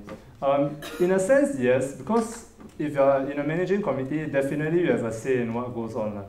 Yeah, I mean, you can't be like the director and be the only one doing the job. Obviously, you need help with from others, and you also need to do it together. Yeah, so the idea is that you can definitely suggest ideas, but when it comes to doing, obviously we do it as like a committee. Yeah. Any other questions? Zikai. What do you foresee? Okay, so the question was, what do I foresee as the biggest challenge in finance, and how do I plan to overcome? So obviously, if it's your first time doing finance, you're handling someone else's money, you're handling the school's like club money. So that's very sensitive. It's a very sensitive thing. So definitely there will be challenges when it comes to like learning and picking up from the current finance person. Yeah. So definitely there will be a challenge lah. Yeah. But what I plan to do, not big plans, but definitely keep an open mind lah. There's always a lot to learn. So other challenges, I can foresee maybe there'll be conflict lah. Yeah, because when it comes to money, there's budget, right? So for different events, right, they want a certain amount of money. What happens if it crashes and you don't have enough money, right? Yeah, so there will be probably a very big problem also, I can foresee. So I guess it's first thing you should do is like plan early lah. Yeah, plan early, and when it comes to money, everything should be transparent. So when you want to deal with how you allocate your money, right, everybody should know how the allocation is done. So if I were to keep it quiet, right, and just tell how much you need or how much you are given, right, then they won't see it as a whole big picture. You end up having a committee, right, that fights against each other. Yeah, but if you try to like let everybody know, then I guess it'll probably be a good thing. Yeah. Dinesh? Dinesh, your boss, yes. Another question. One of slightly related point of information. Normally it is the they will generate the what is like. The role may be a bit like not really about just making the result that comes.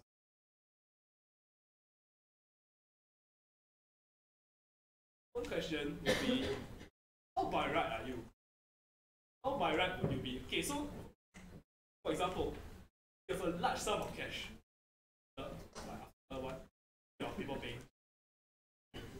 You can't deposit it because OFS is basis. You just have a large sum of cash.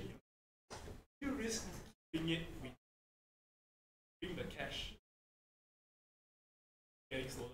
Would you intervene regulations a bit by maybe making account or something like that? Breaking the rules in minor ways that, but not breaking the spirit. Okay, so the question was pretty long. It's basically, let me try to summarize. When you get in a lot of money, but you can't deposit in the right place, how will you manage that? That's just an example. The real question is, how by right are you willing to ban regulations a bit without? Yeah, so the main idea was whether you're willing to ban the regulations so that it can maybe convenient you. Yeah. So for that example, I think, okay, I'm not sure about the procedures yet because I'm pretty aware that you will have to go for like workshops and trainings. So definitely in different areas they have different practices. So definitely you have to learn the practice first. So I can't really talk much about it. Definitely just have to learn first. Yeah. Regarding bending the rules and all that, okay lah. I mean, as long as it doesn't break any like written down law. Yeah.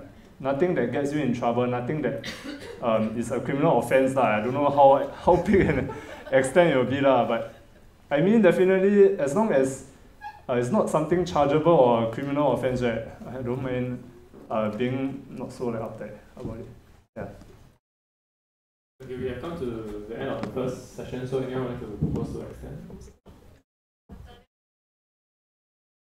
Any second? Okay, so yes, we have any other questions? Yes, Natalia?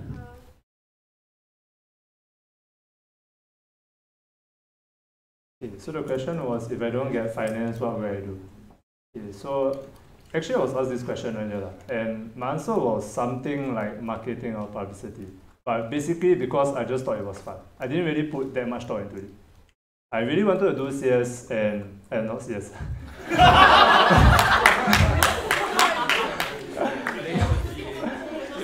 No, wait. Okay. Okay, I really wanted to do finance. Yeah. So I didn't really think much about like another role lah. But when they asked me on the spot, right, I just said publicity because I thought it was quite fun, like quite cool lah.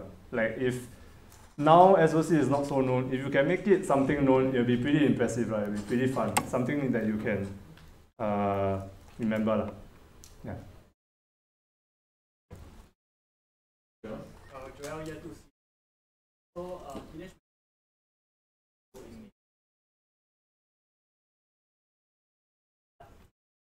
you should have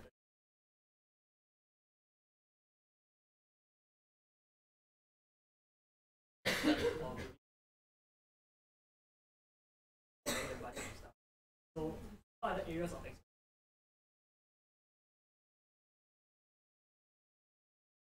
Okay, so the question was, earlier on we said that finance secretary was part of like, was supposed to just manage the finances, and the budgeting is meant for the presidential cell.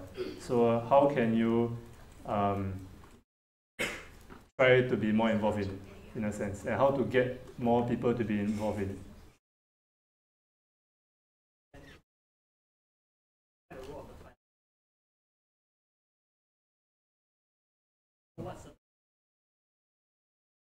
Okay, so the question or the suggestion was expanding the role of the finance sec, and other than budget, what else can you do?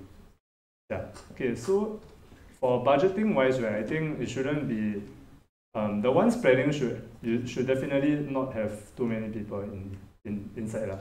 Yeah, that's for planning wise. But definitely when it comes to discussion, then everyone should have a say lah. Yeah. Other than budgeting, right, there are other things like making money itself. So definitely other than just planning how much money, how to use my money, right, it's more about how you can earn more money. So that will definitely involve a lot of other people lah. Like those doing like marketing or publicity, maybe they can work together also. Then we can like have more events that can possibly generate more money for the club. Yeah. So then that will be more inclusive lah.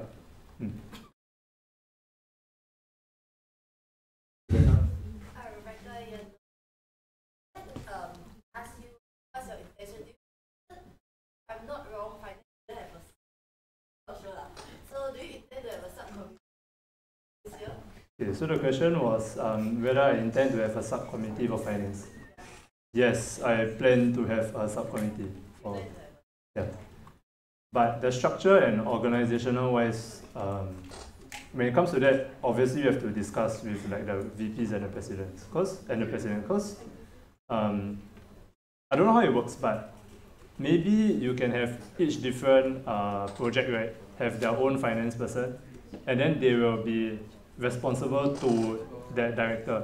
Or you can have a finance person in each of the projects, right, and they will be responsible to like me if I were to be. So when it comes to that structure, right, then you have to discuss things out. But definitely it can't be like one person do all. It's not a good thing to have one person to manage the finance for different projects also. When it comes to like security wise and like trusting wise. Yeah. Time for one last question. Natalia?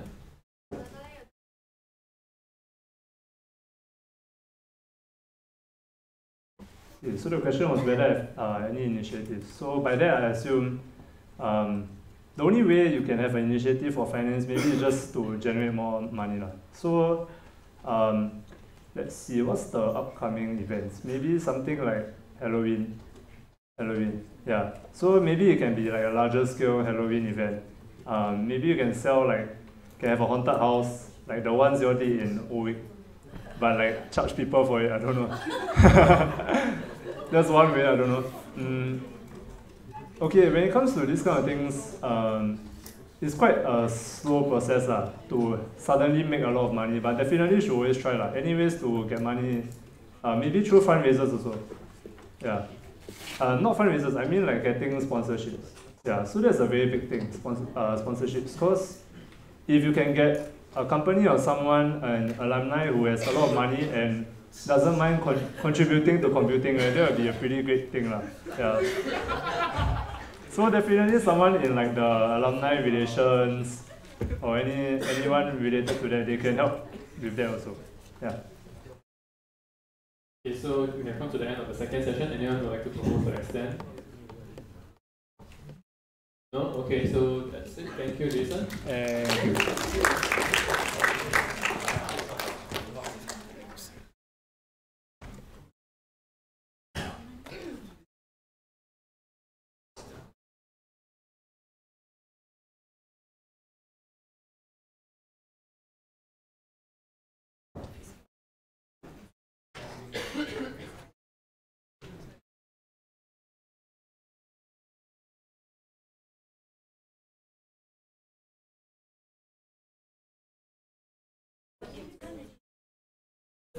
Okay, go.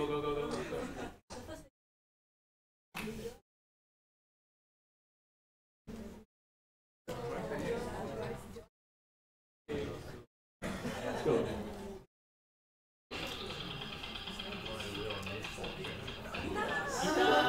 Okay, can we invite Nitta to the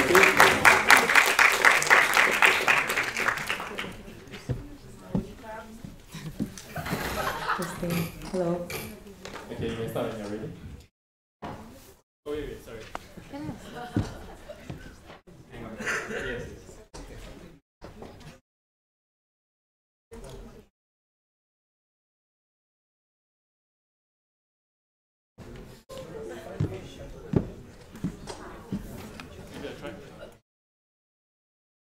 Yep.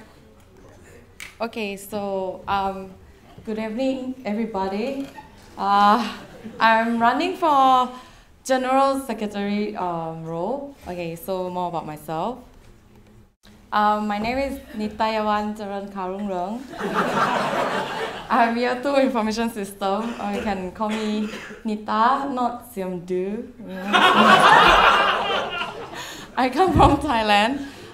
More about myself. So I graduated from Temasek Poly in diploma in business information technology with merit, and I also took diploma plus program management in enterprise. Okay, yeah, interesting facts. So I transferred from business school to computing like after a semester. Yeah, because I find like this is where I belong, I guess. And I came to Singapore when I was like 12, 13. Yeah. So that's about me. Next.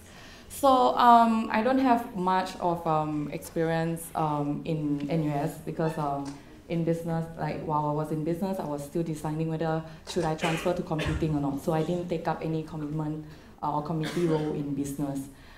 So thus, right after a semester, I find like I need to know more friends, and then I need to like know more people. So that's why I have decided to join as FSC house head as well as file gels, and I also help out with rec events. Although I didn't help much, but because due to my special term, but yeah, I help as much as I can. Yeah, and also my motivation of running as a Gen Sec role is because it's something new, and also I would like to know more about computing club in general, because as a Gen Sec, right, it gives you an overview of how the club runs and how the VPs run their roles specifically to their catered needs, and yeah. And then it's also give me a sense of achievement and accomplishment if after like the 20th like committee. Yeah, so and I also would like to contribute back to SOC because since I already here and then I feel like this is home, so I would like to contribute back as well. Yeah. And moreover, as I get to know more people from the main committee this year, it's also motivated me to run because like we have made some good friends and then I want to run this year with them because they are running this year. Yeah. And to be when it comes to GenSec role, right, I definitely I have to be fair and impartial to what are the decisions that I have to make regarding my roles. And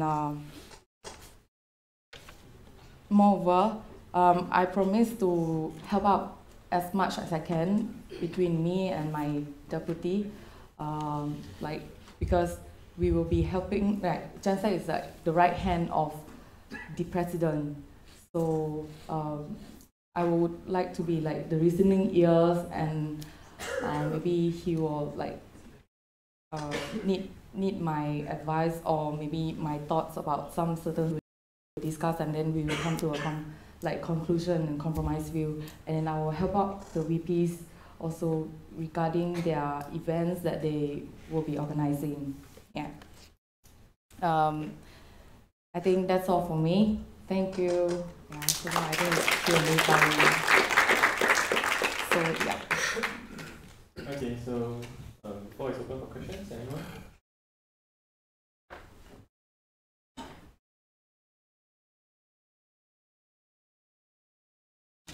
Dinesh? Dinesh here for CS. Do you feel that you can be a discipline?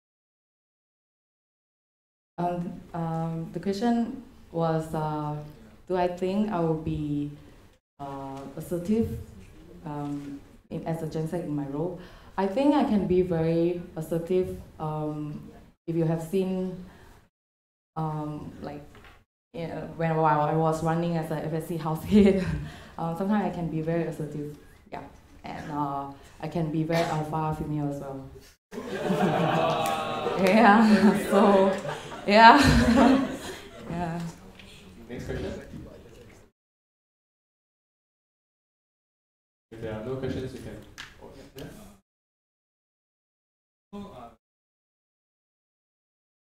yeah. So why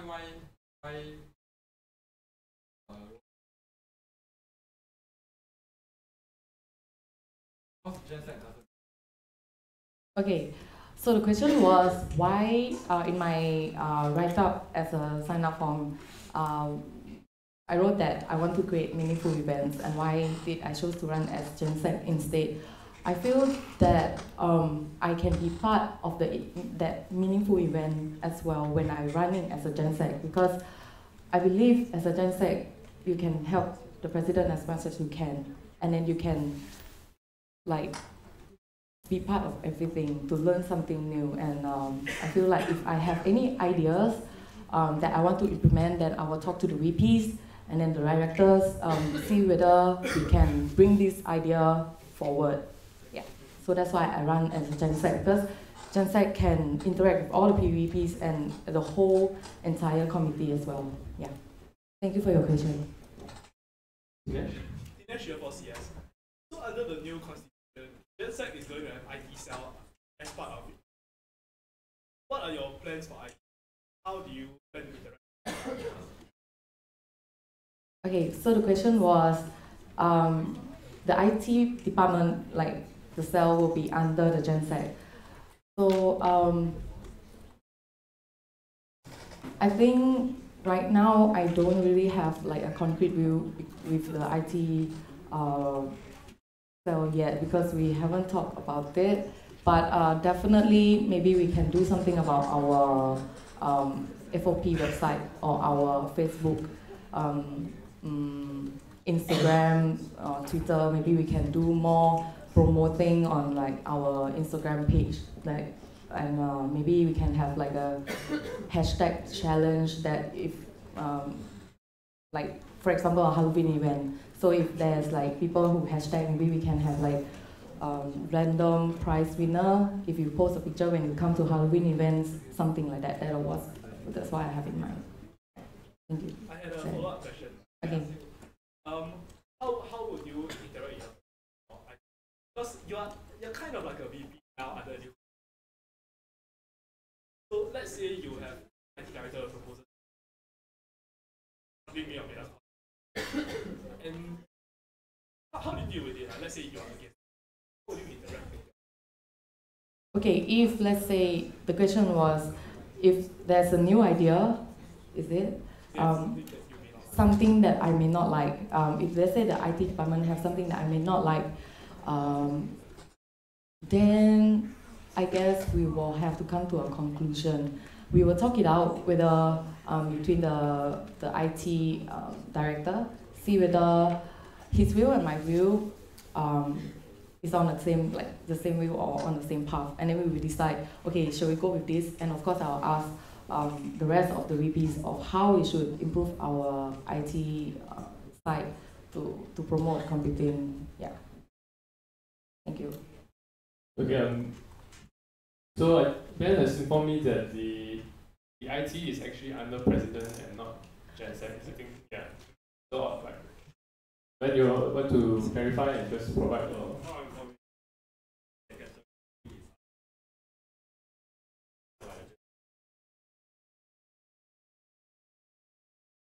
Okay, time has run out for the first session. Anyone would like to propose for extension?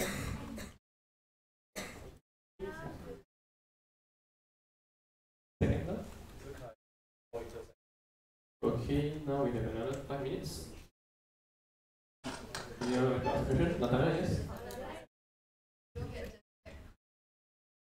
Okay, I have thought about this. So the question was, So the question was, if I didn't get GenSec role, what will I do? Okay, so firstly, I was contemplating which role should I run, but I believe I wanted to run for GenSec more.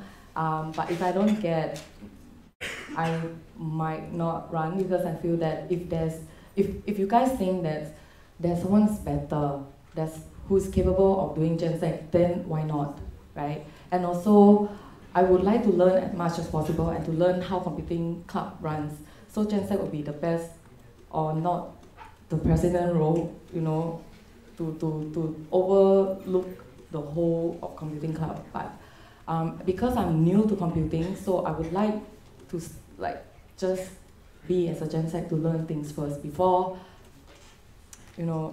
stepping up as a because I also maybe, who knows, I might be running for the 21st committee as well. So I just, so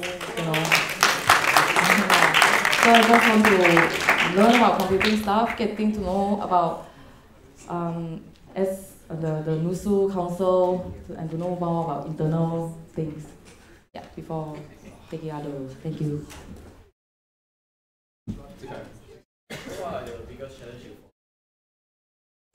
The question was, what would be the most challenging problem that I will face as a GenSec? I think the most challenging problem will be solving the conflict within the MC's members. Yeah. So this one, I think we cannot avoid.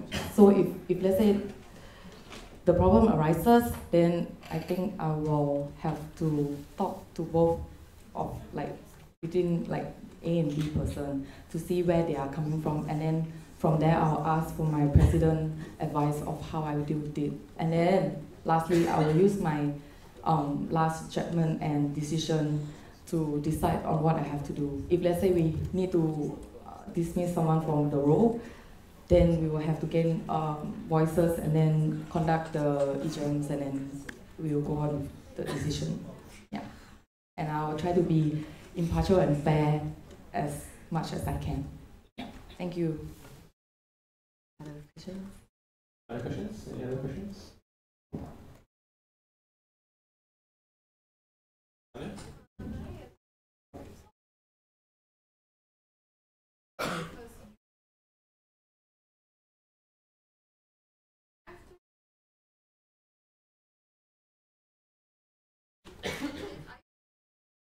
Knowing that.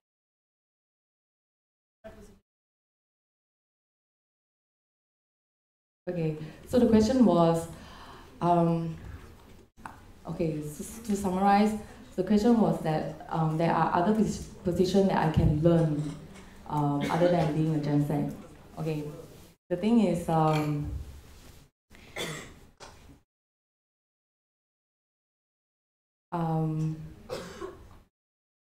as a Gen Z, right, I am able to help the president to decide on things and be his advisor or sort of listen to his problem and also to know more about what the rest of the VPs are doing. Okay, so if you are just VP for, let's say, student life fair, you will just most of the time, if correct me if I'm wrong, you will just, okay, this is my things to do, and then I will carry on my task.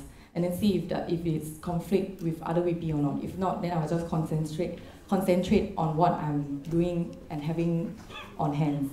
So what I want to learn is like, for example, okay, VP has this program, Then the next VP also have this program. So I will be able to like see like the overall things, like more internal information that others will not be able to get. Like the other VP would not be able to know. Yeah, so that's what I hopefully I can learn from it. Yeah. Is that clarify your question? Okay. Okay. Any other questions? Oh yeah, it was. Financial force, yes. So this is kind of a point of paper. So it's going to depend on your president. The past usually the VP are also very.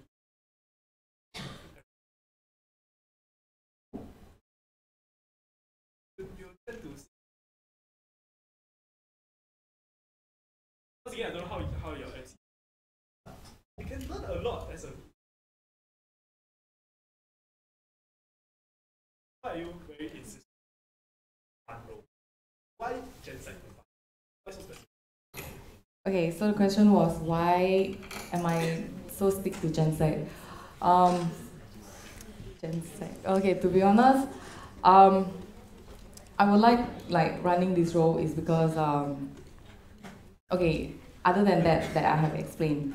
Also, Joel have personally asked me to run this role, and also Joel Lim, he also asked me to run this role because he feels that I have the capability and the potential of asserting disciplinary action, or he thinks like I think I'm a responsible person as well, like to run this role. Yeah. So he thinks that I'm suitable for this. So why I run as Gen Z, because he asked me to, and also my personal reason. But if let's say I really don't get this role, then I will consider other VP roles as well. But hopefully I will able to work with the rest of the current like the candidates. We have come to the end of the session, so anyone with a proposed to extend? Year 4 CS.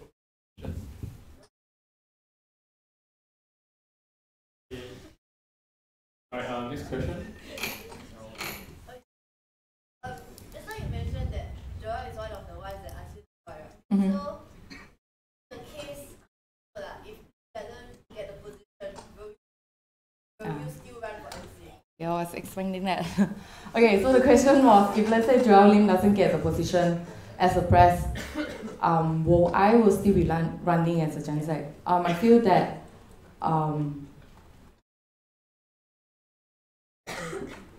I might not be running because I can feel that Joel and I can work together, and if it's someone else who I don't really know beforehand, I will have to consider lah.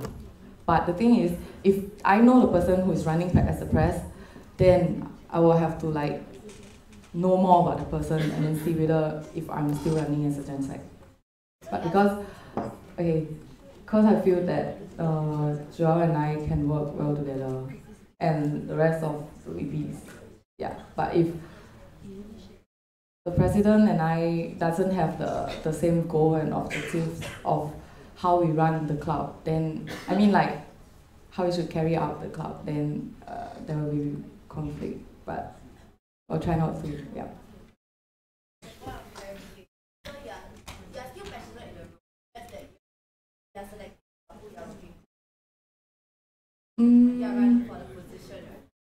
Okay, so the question was, the additional is that, I am being selective of who I work with. To be honest, I think it's one of my little reasons that I run for GenSec as well. So yeah, does that answer your question? Like, yeah, I do have passion for the role, but if it's someone that our goals doesn't align or meet of how we run, or how am I gonna be helping him with the club, right? Because he's almost the same as his right hand. So if we don't work well together, then I think other people who the president might choose himself to be in the GenSec can do a better job. That's what I feel. Yeah. Any other question? If there are no questions, you can anyone can propose to close the Q&A.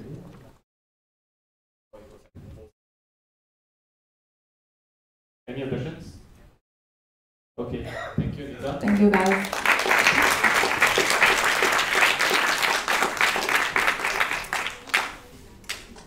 Okay, so anyone want to propose for a toilet break?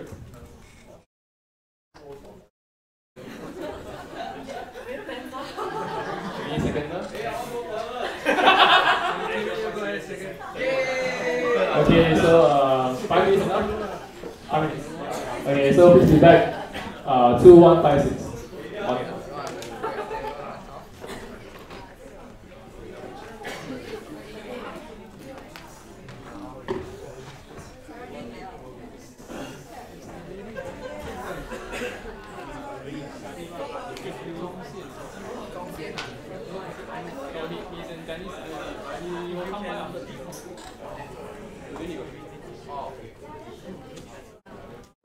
About 10.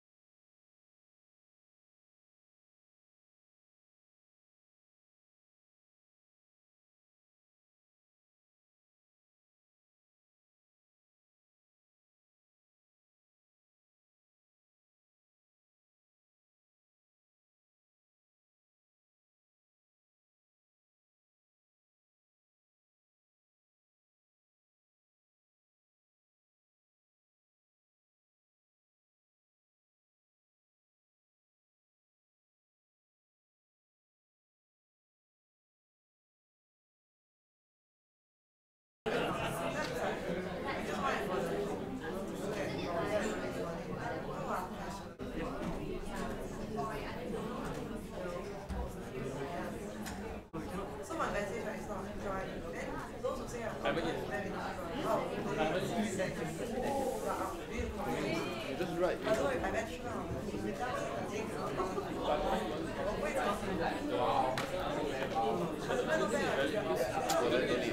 You have to do it. Who? For what? Huh? Phoebe asked for it. Then the person asking the question, I don't know.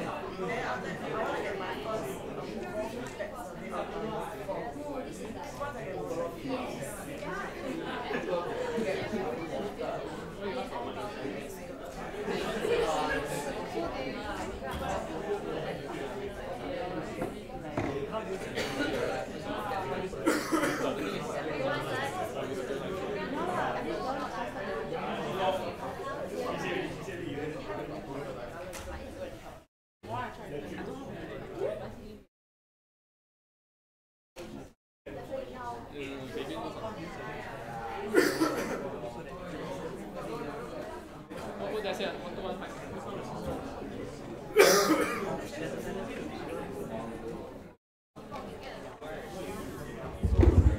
we'll be starting soon. Please settle down. Please take a seat.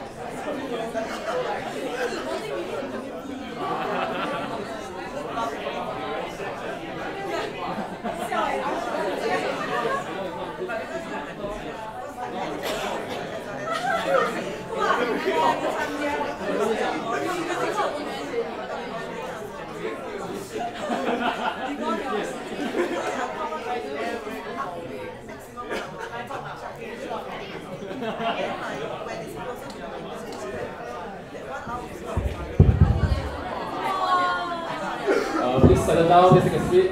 We would like to start soon.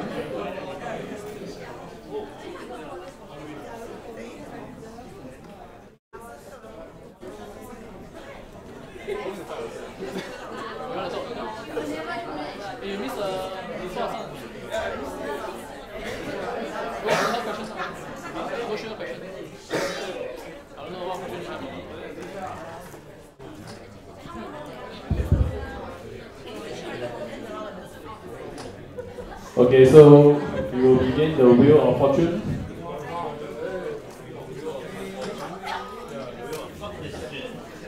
Okay, let's go.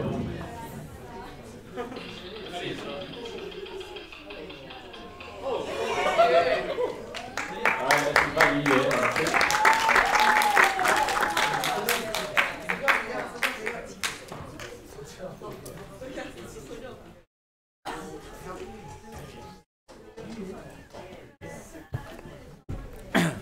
Okay, so Yiyuan's no slides, so you can begin when you're ready. Yes. Okay. Good morning, everyone. I'm Yiyuan. Sorry. Good evening, everyone. I'm Yiyuan, Year 1 CS, and I'm hoping to join the management committee of the NUS Students Computing Club. So first, I'd like to start off by saying that I think that learning is really enjoyable. I find it fulfilling and extremely rewarding to be able to understand theories and to master new skills like programming, for example. And as such, I think that I really do like learning a lot. However, learning has not always been enjoyable for me, and I'm sure that there are times where you have been frustrated with learning as well. You may have been confused about concepts that were previously covered perhaps a bit too quickly during lectures, but were unsure of who to seek clarification from. You may have felt the need for more programming practice questions, but were unsure from where or who to source for these materials. You may even have ended up with a messy timetable because of course, and on top of that, not be able to take modules that you were interested in because you did not know from where or who to obtain advice and tips for university. In general, you may have encountered some difficulties that were hindering your learning, be it the lack of resources, the lack of access to these resources, or something else different altogether. At the very least, these were some problems that I have faced before, which is chiefly the reason why I would very much like to run for the management committee, in particular for the academic liaison. I would like to list down two main areas which I am keen to focus on improving specifically. So the first is promoting to students existing services, programs, and events that can aid the process of learning to students. This is to raise the awareness of their existences and purposes among the student body. so that students are more likely to utilize them to their own benefit. For example, I think that the forum for each module on IBLA can potentially be an extremely useful platform in aiding the students' learning. Students can seek clarification for questions that they may have directly from the lecturers or from fellow students very conveniently via these forums. And even if they do not have any questions, they could just casually browse through interesting and perhaps even unorthodox questions on the forums that have been asked by other students. Questions that they may not even have thought of before, and end up learning what they didn't know that they didn't know. However, I feel that the amount of impact that forums in general have is dependent on the size of the active member base. A large amount of people leads to discussions that are more in-depth and creative, making it easier and more interesting for people to clarify and to learn. By actively encouraging students to participate on these forums through various possible means, such as liaising with lecturers to pose temptingly interesting questions during lectures and to discuss the answers separately on the forums, or to encourage teaching assistants to share interesting and useful questions or topics discussed in class onto the forums, so that the rest of the students outside of the class can gain useful knowledge as well. As a result, students may become more motivated and willing to increase their activity to the benefit of themselves and also to the rest of the student body. The second main area is to make the academic liaison more accessible and approachable to students for concerns. That is, your difficulties and your suggestions are extremely crucial when deciding on the services to provide and events to plan to improve your very own learning experience. By increasing the amount of direct feedback channels to the academic liaison, such as having a physical feedback box, an online feedback portal, or an email dedicated for feedback, and then of course publicizing these channels to the student body, students will become more willing and will know where to send their feedback. This will allow us to be more aware of the academic concerns of the student population and to respond accordingly to improve their learning experience. So in conclusion, I think that the process of learning can be and should be really enjoyable for students, and I'm willing to commit myself to this cause to the fullest of my capacity, should I eventually be elected into the management committee. To improve your learning experience, to listen to your concerns, and to respond accordingly, also that you can enjoy the entire process of learning as much as possible here in SOC. Thank you. Okay, so the floor is open for questions. Dinesh? Dinesh, you're for CS. Based on what I know about your background, you are a perfect candidate for it. So why did you choose to run for? That's a good question. So Dinesh asked, given my background, he thinks that I'm the perfect candidate for the IT cell, which I'm really honored to hear. And in that case, why did I decide to run for the CAD cell? So I think that I've really been interested in learning, in particular in the fields of programming, mathematics, and robotics since like Sec 2.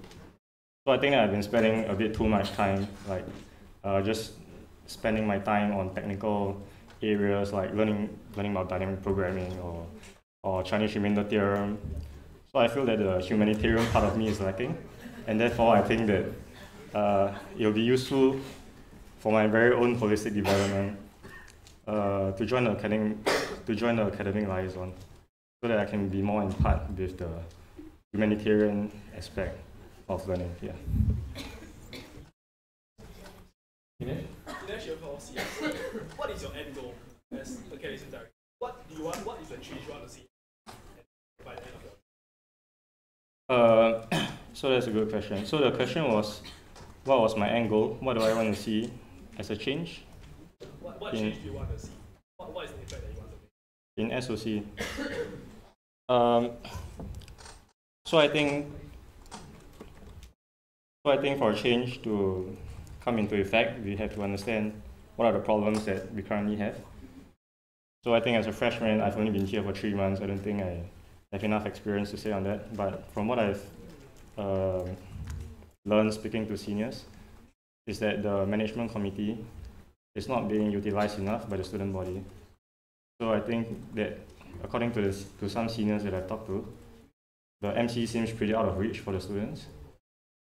So I think that my strongest desire is to make the MC something more accessible to students, with regards to concerns or suggestions you may have in their learning. Yeah.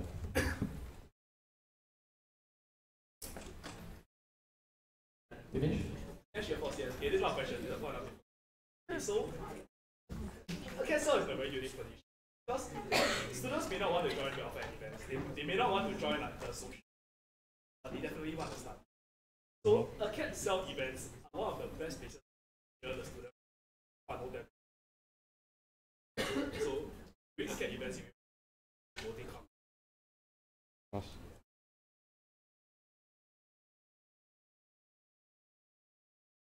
2 minutes. Any other questions?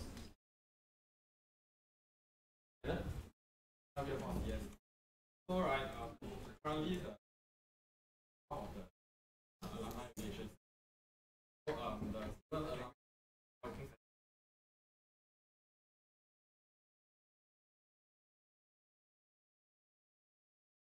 What you mean? What do I feel about this? Yeah, I think it should be. I mean, I feel that they are part of. Sorry, just to clarify, this is alumni relations, right? Yeah. So the question is, how do I feel about academic cell, or rather, alumni relation matters being put under the charge of the academic liaison?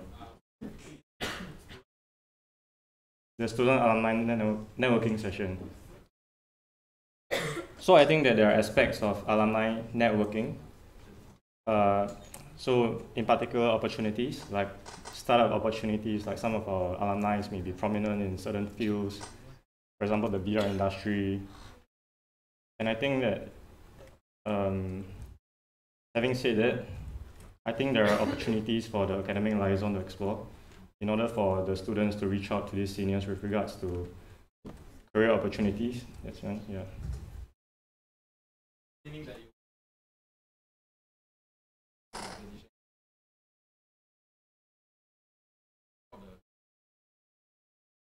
I mean that's one possible thing that we can organize. Yeah.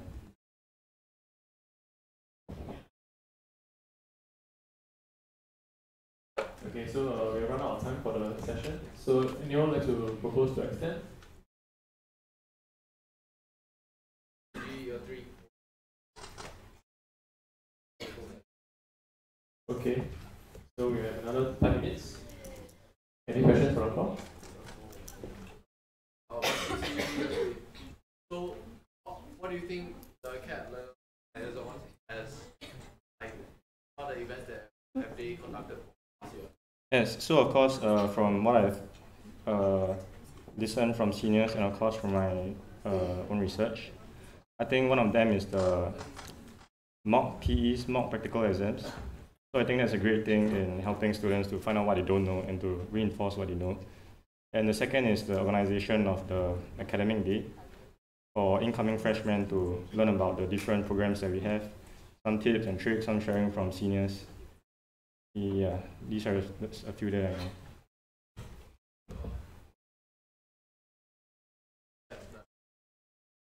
I heard you always speak To Robin? Yes. All right. Rebecca? Okay, Rebecca, year 2 IS.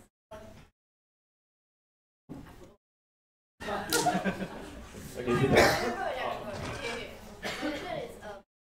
The events that you have thought about so far, they are all academic events that only.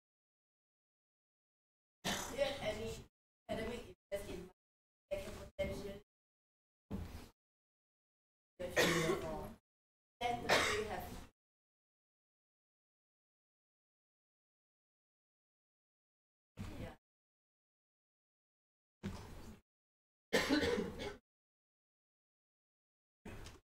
Not at the moment. So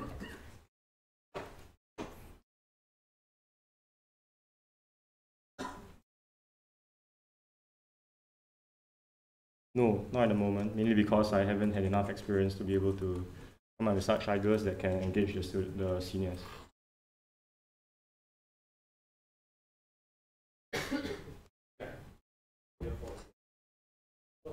The freshman, how do you plan to understand higher level or senior?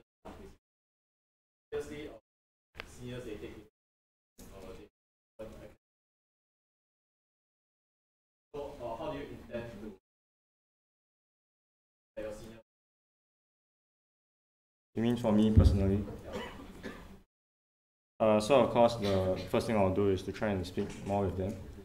So I think I've spoken a bit to Tinesh, to Kenneth Low, and discussed a bit about what they are doing currently, like what they have, about the challenges that they have overcome and the measures that they have taken in this regard. So I think for me personally, I'll just try and speak to more seniors that I know, yeah.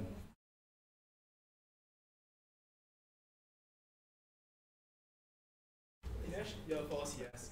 2 points of information. First one, the alumni networking session, sorry. It's a very good place to us. Second thing is, try to involve some. Make sure your committee is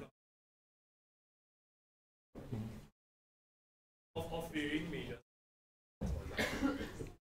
Okay, I'd like to point out remind that these are not really point of information. These are like advices that I hope that you all can save it for outside this meeting because the time is precious. All right. Okay. Next question, David.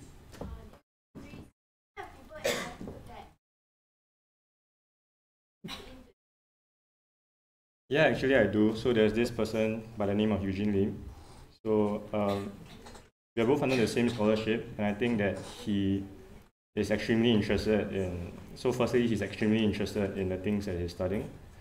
So during his free time, he will create apps. He will read about theories, and I think not just that, not just the interest in the technical stuff. I think he's interested in the process of learning as well. Yeah. So that's one guy, and I think I've spoken to some other freshmen who seem to be interested in, passionate about computer science or in general computing, and who seem to value the process of learning as well. So yeah.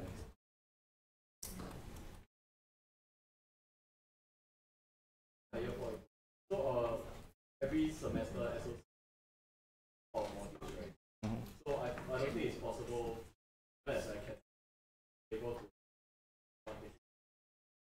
What are some of the modules that you are? Sorry, these are modules to prioritize to. That you want to target audience.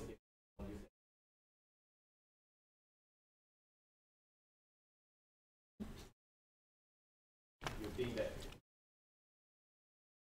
So I think earlier during my speech, I mentioned having more direct feedback channels with academic liaison for feedback. So I think this would be able to reach out to students from various majors. But I think specifically for module-wise consideration, it would be, I guess, the more popular mods and probably like common mods as well. Does that answer your question?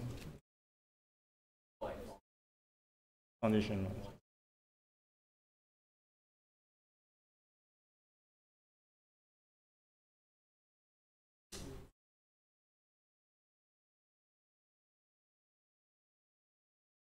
So we have run out of time. So anyone would like to propose an extension?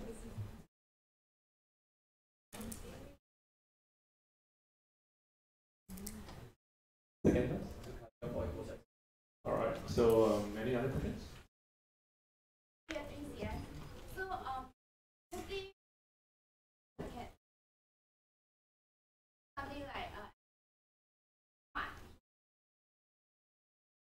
and for people are struggling.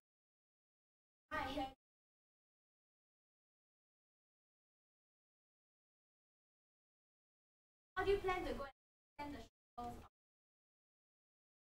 Right, I think it's a good question. So I'd like to share a bit more. Sorry, can you repeat the question, please? Yeah, so the question is that the impression that Davey and some other people have about me and Eugene, who is a person I'm thinking of picking to be my director, deputy, should I be elected as a director? We seem to give the impression that we are very smart people and like geniuses who have no need to worry about studies. But I would like to point out that for me personally, I started learning programming in Sec 2, and back then I didn't really have a lot of resources to work with when it comes to learning programming, and not just that, in the fields of robotics and mathematics as well. Because I was from a neighborhood school and I didn't think we have much resources with to aid me in this learning. So I had to actively seek out for these resources as well. So for example, for programming, I didn't have a mentor to rely on. I had to Google, I had to ask my friends, my seniors, before I could get things to work. So, so to answer the question, I think that, like I mentioned earlier, I think that the learning journey for everyone is different. So for example, my learning journey may be different, Eugene's may be different, yours may be different even. So I think therefore it is very important to have more lines of communications with the academic liaison to encourage students to use these lines of communication so that the learning journeys of people with various backgrounds can be considered. Any other questions?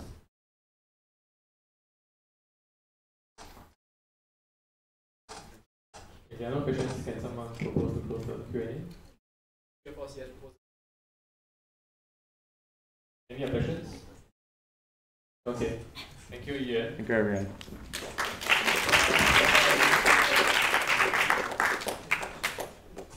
Okay, no need third round.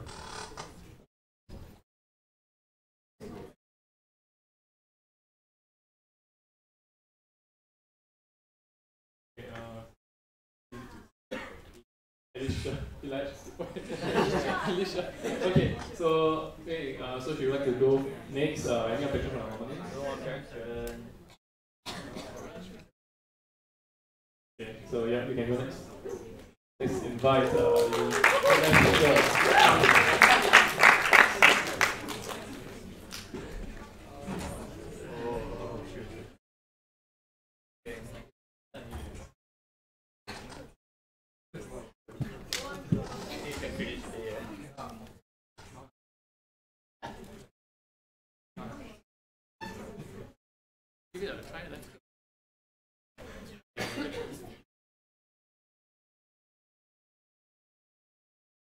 you can start already.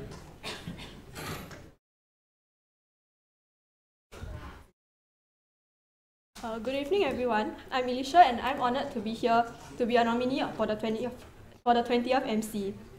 For today, I'll first be sharing with you a little bit about myself before moving on to the reasons why I want to join and then my future plans. Let me start by giving you a brief introduction. I was previously from Ha Chong and am currently a Year 2 student in doing computer science and accountancy. Moving on, there are three main reasons why I would like to be a part of the MC. Namely, to contribute to a more vibrant student life, encourage holistic development, as well as for my own personal development. Firstly, I would like to contribute to the vibrancy of student life because I've personally experienced how the many events organized by the MC has added color and vibrancy to my life. Through all these activities, I found meaning in the activities and was inspired to contribute back to our community through not only organizing activities for all of you to get to know each other better, but also to engage in fun and meaningful activities together. Secondly, I would like to encourage holistic development among every one of us because I've come to notice that companies nowadays are placing greater emphasis on aspects beyond just purely academics, such as community involvement. As such, I believe that it's important to encourage this kind of holistic development among students. Furthermore, by taking time from studies to participate in all these non-academic related activities, we can also enjoy a healthier and more balanced lifestyle. Lastly, I would like to take this as an opportunity for myself to bring about positive change to our student experience and at the same time learn useful skills and feed my passion for leading. If you elect me into the MC, I would like to focus my efforts on the community service cell and the academic cell. For community service, I believe that our first priority would be to try and instill this culture of giving among students, so that we not only excel in our studies, but also give back to society. However, I do understand that this will take time. Hence, I propose that in the coming year, we focus on existing projects that we have, such as FLAG. In order to kickstart this culture, perhaps we could offer students with incentives and highlight the benefits of all these community service activities to them. For instance, regular volunteers can be offered the opportunity to lead future projects where they will be able to learn career skills such as planning and management skills. Moving on, I propose continuous publicity through various events such as welfare pack giveaways and camps, and perhaps even an integration of BED into FOP camps in the future, so that incoming freshmen will be able to be immersed in this culture from the get-go. I also propose using social media sites as a publicity platform because that is where a large part of our social life is. Since such activities are more fun when joined with friends, I believe that sharing of photos and videos on social media sites as well as word-of-mouth publicity will enable us to encourage greater participation. Moving on, for the academic cell, I propose activities like night study sessions where students can consult professors. In this way, our study sessions will be more effective and meaningful as we will be able to clear our doubts on the spot. Unlike traditional consultations, the lack of time restriction will allow us to clarify our doubts more completely and effectively. Moreover, we can save time without having to wait for consultation slots, and professors can also benefit from the more flexible consultation timings. I believe that all these activities will help us build a closely knitted community between even juniors and seniors, as well as students and professors. It will enable us to achieve academic excellence and build meaningful friendships. Having said all this, I strongly believe that if you would give me this opportunity to serve the community, I would do my best to build a strong culture of community service as well as academic excellence so that we will always be proud to be an SOC student. Thank you.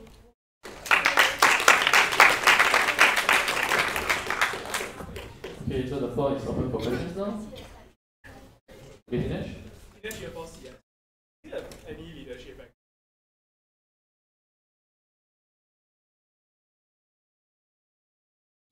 And the secondary school count. Yeah, it does. In secondary school, I was from NCC. I was the staff sergeant for the Sec 3 batch, which is the batch that will be taking over soon after us. So my main objective was to nurture them into leaders so that they will be able to bring the CCA to greater heights. Also last year, as part of the academic subcom, I was the Vice Project Director together with Joel for Academic Day 2017. And I was also part of the Flag Committee 2017. Just a reminder to repeat the question before you answer. Sorry. Next question? Hang on. Yes. Okay, so same question that I asked the presidential nominee as well. So you're going to be a leader of leaders, or rather 4 leaders. What is your management?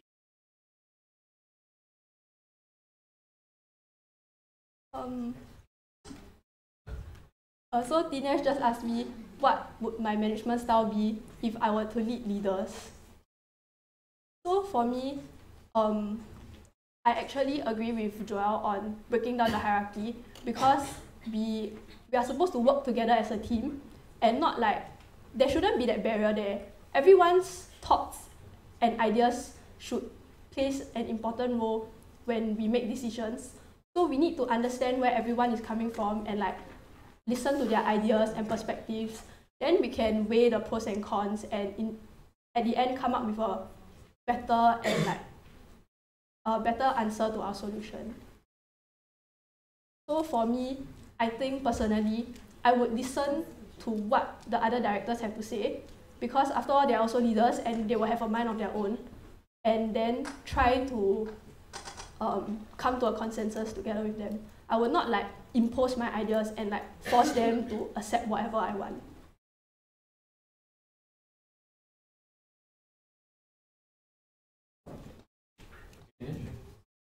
Actually, of course, yes. What do you feel is your job as a VP, and what do you feel is your duty? What is your? So Dinesh just asked me, what is my job as the VP and my duty towards the directors.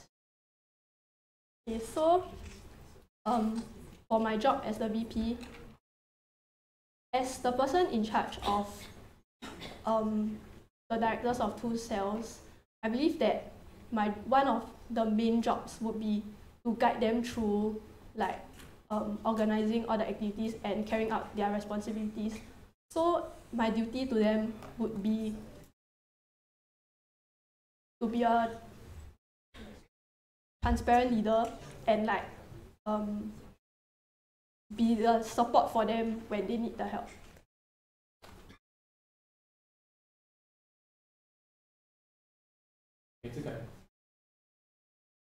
So now that the of the alumni relationship forward, do you foresee projects that any of your platforms can do like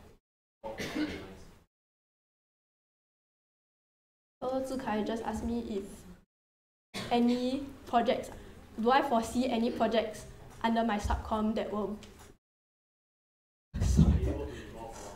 be able to involve the alumni and to promote interaction between the alumni and the students. So, okay, firstly for the academic cell, we have like various events such as the academic space where students are free to like propose activities that they want to do. So I feel that to make better use of this academic space, perhaps we could get alumni back to like talk a bit more about their industries and to share more about their experiences so that students will have a better idea of like what industries they want to work in or like what specializations to take. And also like since now entrepreneurship is like one of the more popular areas that people want to go into, perhaps we could also invite like IT related alumni who ventured into entrepreneurship to come back and like speak about their experience and to like give advice on how people can enter such industries. And for the community service cell, I was actually intending to leave flag under community service because I feel that at this point in time, since the culture of giving is not really among the students, proposing new activities is kind of meaningless if the turnout rate will be low. So for flag, one way we can involve alumni perhaps is to like ask for donations and like to that like get alumni back to like ask for donations and perhaps like also get them to be involved in BD. Okay, time has run out, so anyone propose to extend?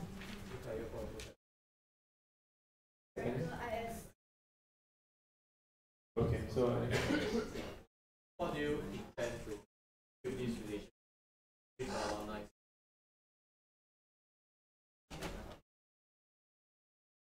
So Zikai just asked me how I would build a relationship with the alumni so that I can bring them into my activities.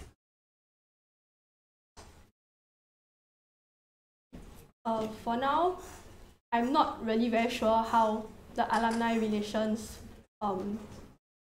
things work, but from what I heard from Joel, there's like meetings with like alumni relation, like the alumni.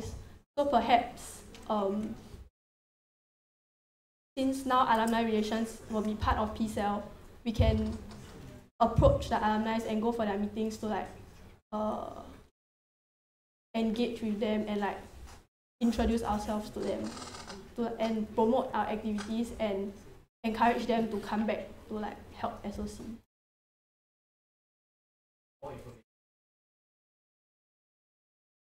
Thank you.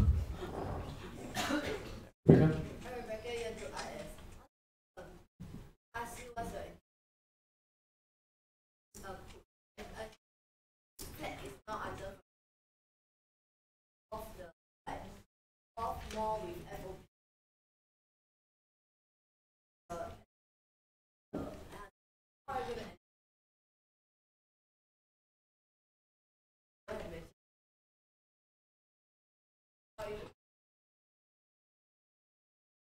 Sorry, could you repeat your question? Okay, so now currently FOP, the tech is under, that's your focus of the entire year.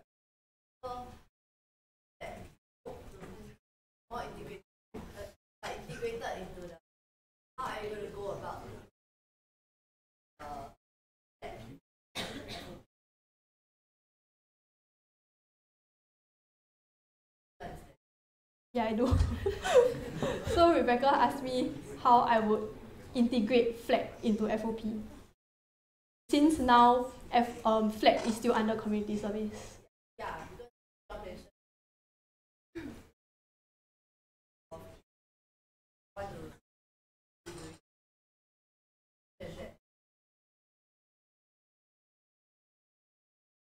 For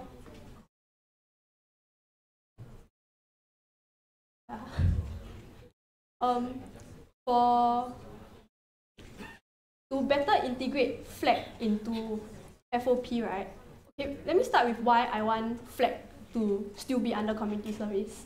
So I feel that, like what I mentioned just now, the culture of giving is not really among like SOC students. We are more focused on like acads.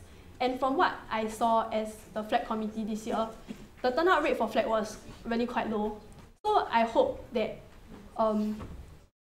with flag under community service, we can focus on like promoting it and getting more people involved in all these kind of community service activities. Because if flag were to be under FOP, there will be many other activities that the FOP people have to focus on. So like with flag, whose main focus is community service, I feel that it should be under community service cell so that we can focus on it and like encourage greater participation in flag. So that is why I feel strongly that flag should be a part of community service. To answer your question on how to integrate flag into FOPs, for me, I feel that one way to encourage greater participation in flag is to put it as part of FOW, like what Joel mentioned. Because in that way, your participation rate is kind of guaranteed from the participation rate from like all those FOWs. And I was actually thinking of perhaps maybe integrating BED like a few hours on one of the days into like maybe say FSC, so that OGs can take part in all these activities together. Yeah.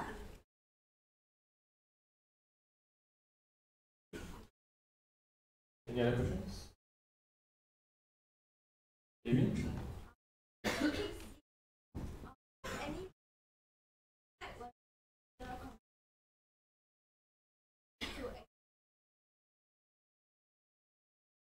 David just asked me if flag were to be under community service, do I have any plans to expand BD? The answer is yes. I hope to like increase the number of BD sessions, so like from like 2 to a bit more. I think why we did 2 this year is really because of the time constraint. And as the flag community, the flag community is relatively new. Like if I'm not wrong, this year is the first year. So like we were still like quite unsure on what to do and like the timeline and stuff. So I hope that this year we flag under community service and we can increase the number of BDs that we do this year.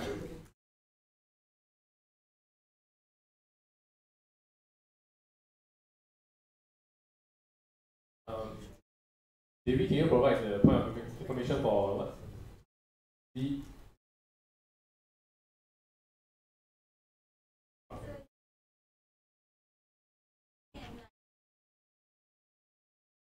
Okay, thank you. We have run out of time, so anyone want to propose to extend? If there are no questions, can someone propose to close the Q&A? Any objections? Okay, thank you. Thank you.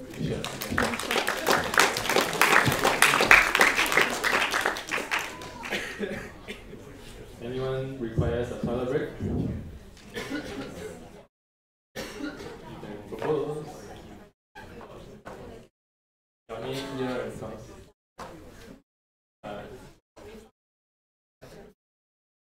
Okay, anyone like a second? Okay, 5 minutes enough? Okay, 5 minutes, okay. Be back. 2240, thank you.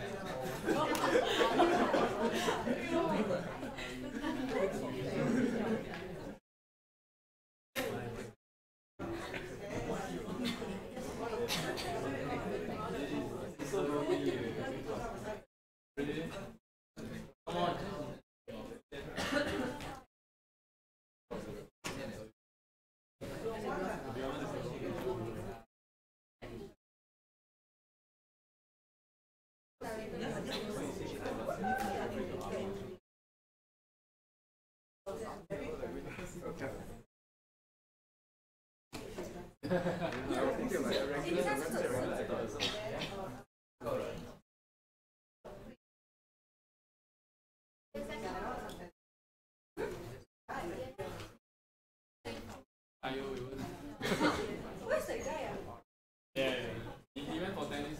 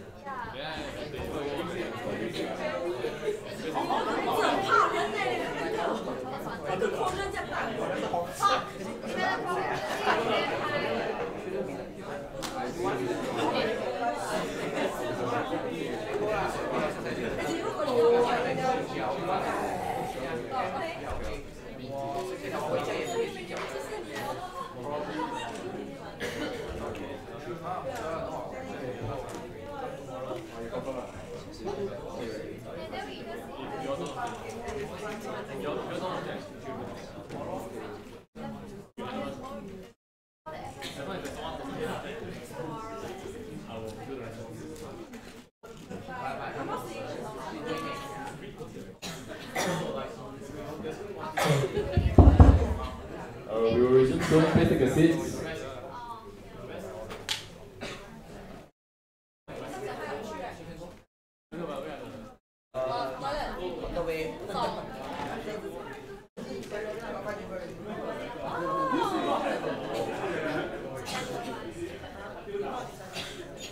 Okay, Wei, you would like to go next. Any objections from the remaining nominees?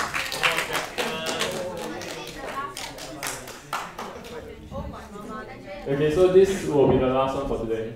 Yes. Okay, so if there's no questions, Wei, you can take a seat.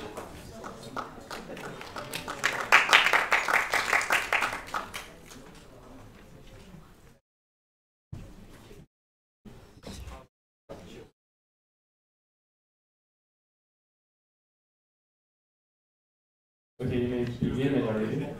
Okay. Hi, good evening, everyone. Thank you for taking your time to come down here. I know it's been about like 2+ hours already, so bear with me for the next 10 to 20 minutes. Okay, so Okay,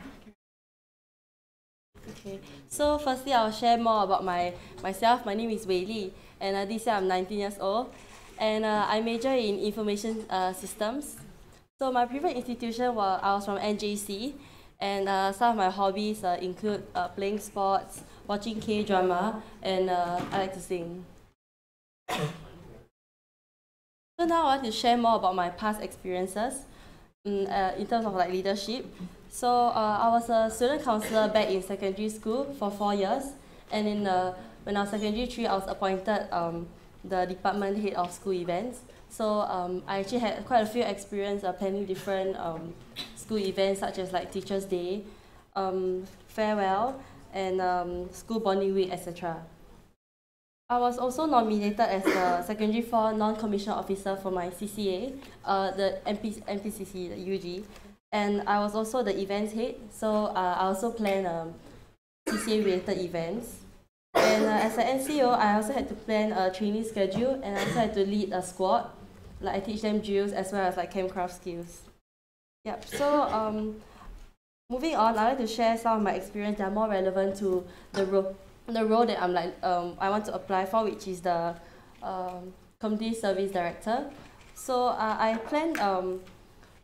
I was a program IC for a CIP event, which we had to go to this Sheng Hong Welfare Services Center, and then we had to plan some activities for the children there. Yeah. I also actively took part in many CIP activities such as volunteering for flag days to raise funds, as well as taking care of kids with special needs at like the Rainbow Center and like Agape Kindergarten Center. I also took part in a charity run to raise funds for the Friends of Disabled Society. So I want to share more why I want to be part of the management committee, simply because I was inspired by my seniors. When I first entered NUS, the first event that I joined for was actually REC. So through REC, I can actually see how the seniors have really put in a lot of time and effort to make the freshmen feel welcome, and also help us to like settle down in university to be more comfortable, and also help us to make new friends. So seeing how like they've put in so much effort, it really motivated me to want to be part of MC, so I can do the same for like the future freshmen as well. Yeah. And I also want to do more than just studying. So I know that in university, academic is really our priority, but I also want to step out of my comfort zone and do more than that. And so what are my plans if I were to be elected as the Community Service Director? I would like to organize more community service projects that is more relevant to like computing students' skill set, knowing that we are all we are good at coding, and we also have a good knowledge in IT. I hope that we can plan like projects that are more relevant towards it. Yeah.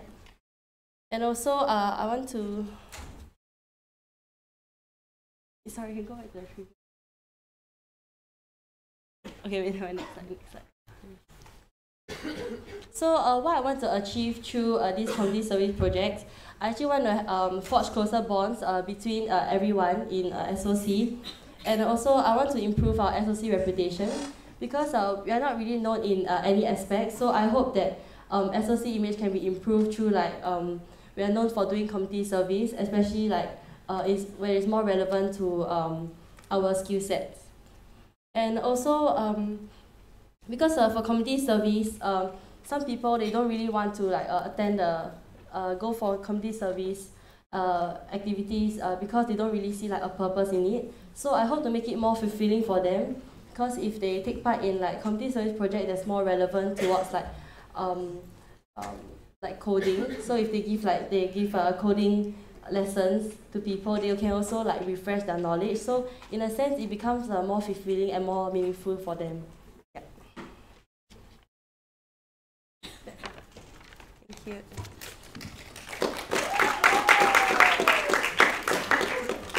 Okay, so any questions for Willie?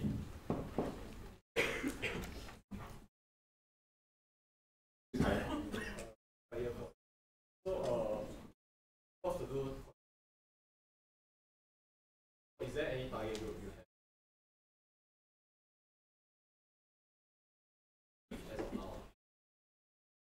So Zhi just asked me if I have any target audience for my community service project. So okay. So I know that there's a SOC Family Initiative, Code for Community, where they actually target primary school students as well as like K2 students. But personally for me, I want to target primary school level and as well as the elderly, because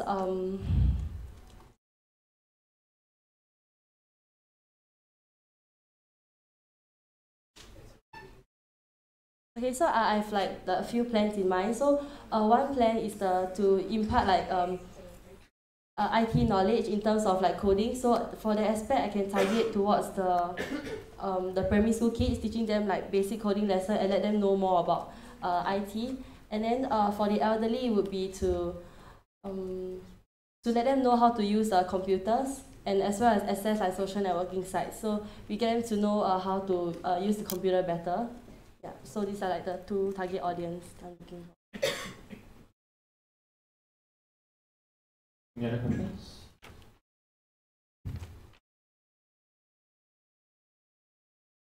David?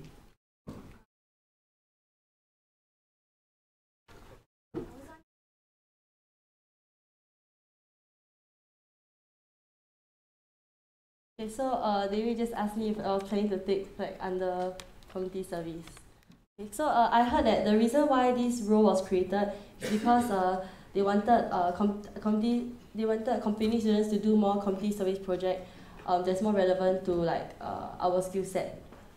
But if given a chance, I think that I would want to take it under community service, because not all community service has to be relevant to computing.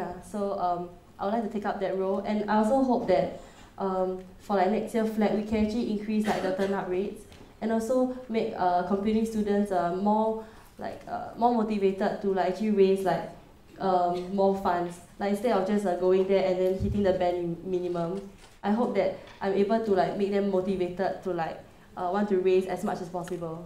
Yeah.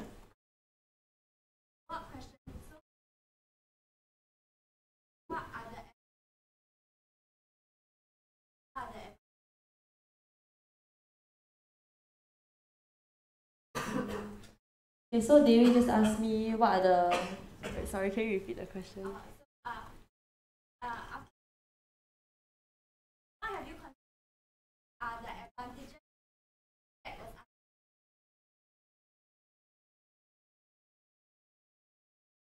So Dewi just asked me what are the advantages if flat was under FOP and the advantages if it was under community service.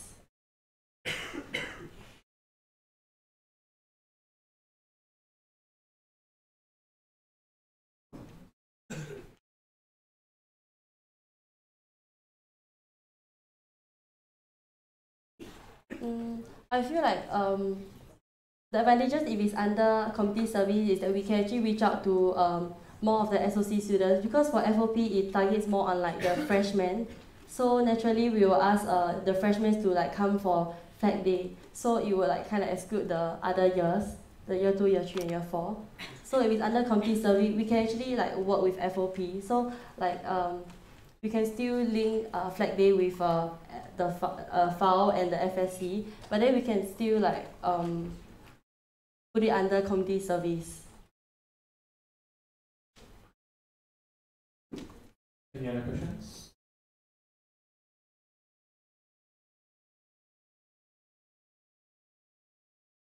Now year 2, it seemed like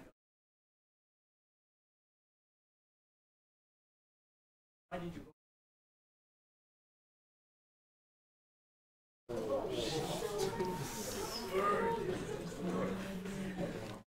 So Joel said that I seem to have a passion for community service, so why didn't I go for BEDs? Partly because I wasn't really aware of the BEDs, and I also had other commitments during that point of time.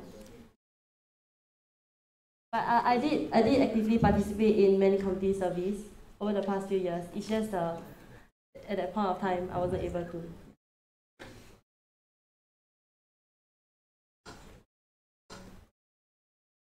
There's a question online.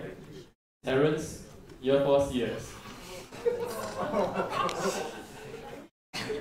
How do you plan to attract people who don't usually take part in Com Club events but are willing to contribute to community service? How do you plan to attract people who don't usually take part in Com Club events but are willing to contribute to community service? But if they said that they are willing to take part in community service, why do I have to attract them? So, let me try to rephrase that for you. So you're saying that if the people are already interested in community service, they are naturally attracted to it? Yes, I mean the point of them being attracted to community service. Okay, I don't know. I hope that answers the question. Okay, Levi? Yes, I want to. Okay. Usually not active in club events. Don't keep up with what events we have. Whatever. In that event, how do you plan to reach out to them when our current publicity?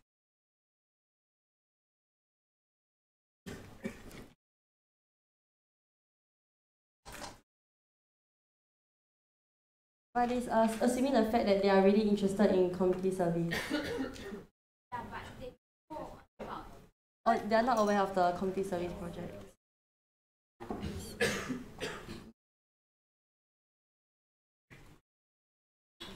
In that case, I'll have to work with the publicity team because this CS role is new, so there hasn't been like a specific person to actually deliver such messages.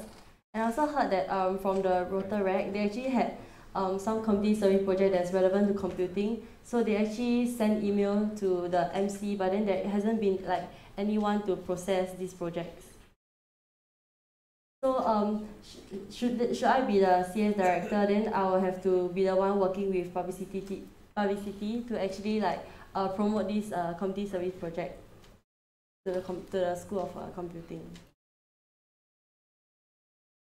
Does that answer your question?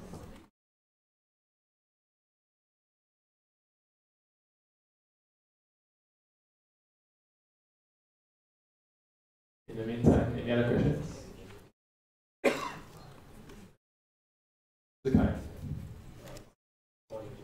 So, let's say you take out the role as a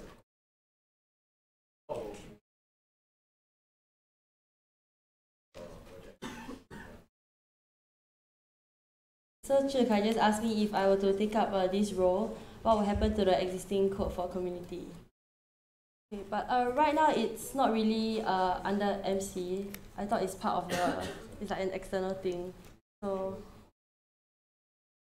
but if possible, I would want to collaborate with them and bring it in under me, and then I can like expand the code for community project because it's quite feasible right now. Just that they said that they are in need of more student volunteers. One of the advice for suggestions or concerns they may have with respect to their learning experiences. I feel that the learning experience of every student is unique, and as a result, professors told me about it, but I have to find out more. We have run out of time. Anyone would like to propose an extension? I would like to. Okay, so we are run out of time. So without any objections, I will close the Q&A. Okay, thank you, Weili. Okay, before everyone go, we will resume tomorrow in this venue at 8 o'clock and not 7 today. So 8 o'clock, we'll see you tomorrow. Thank you, and have a safe trip home. Thank you.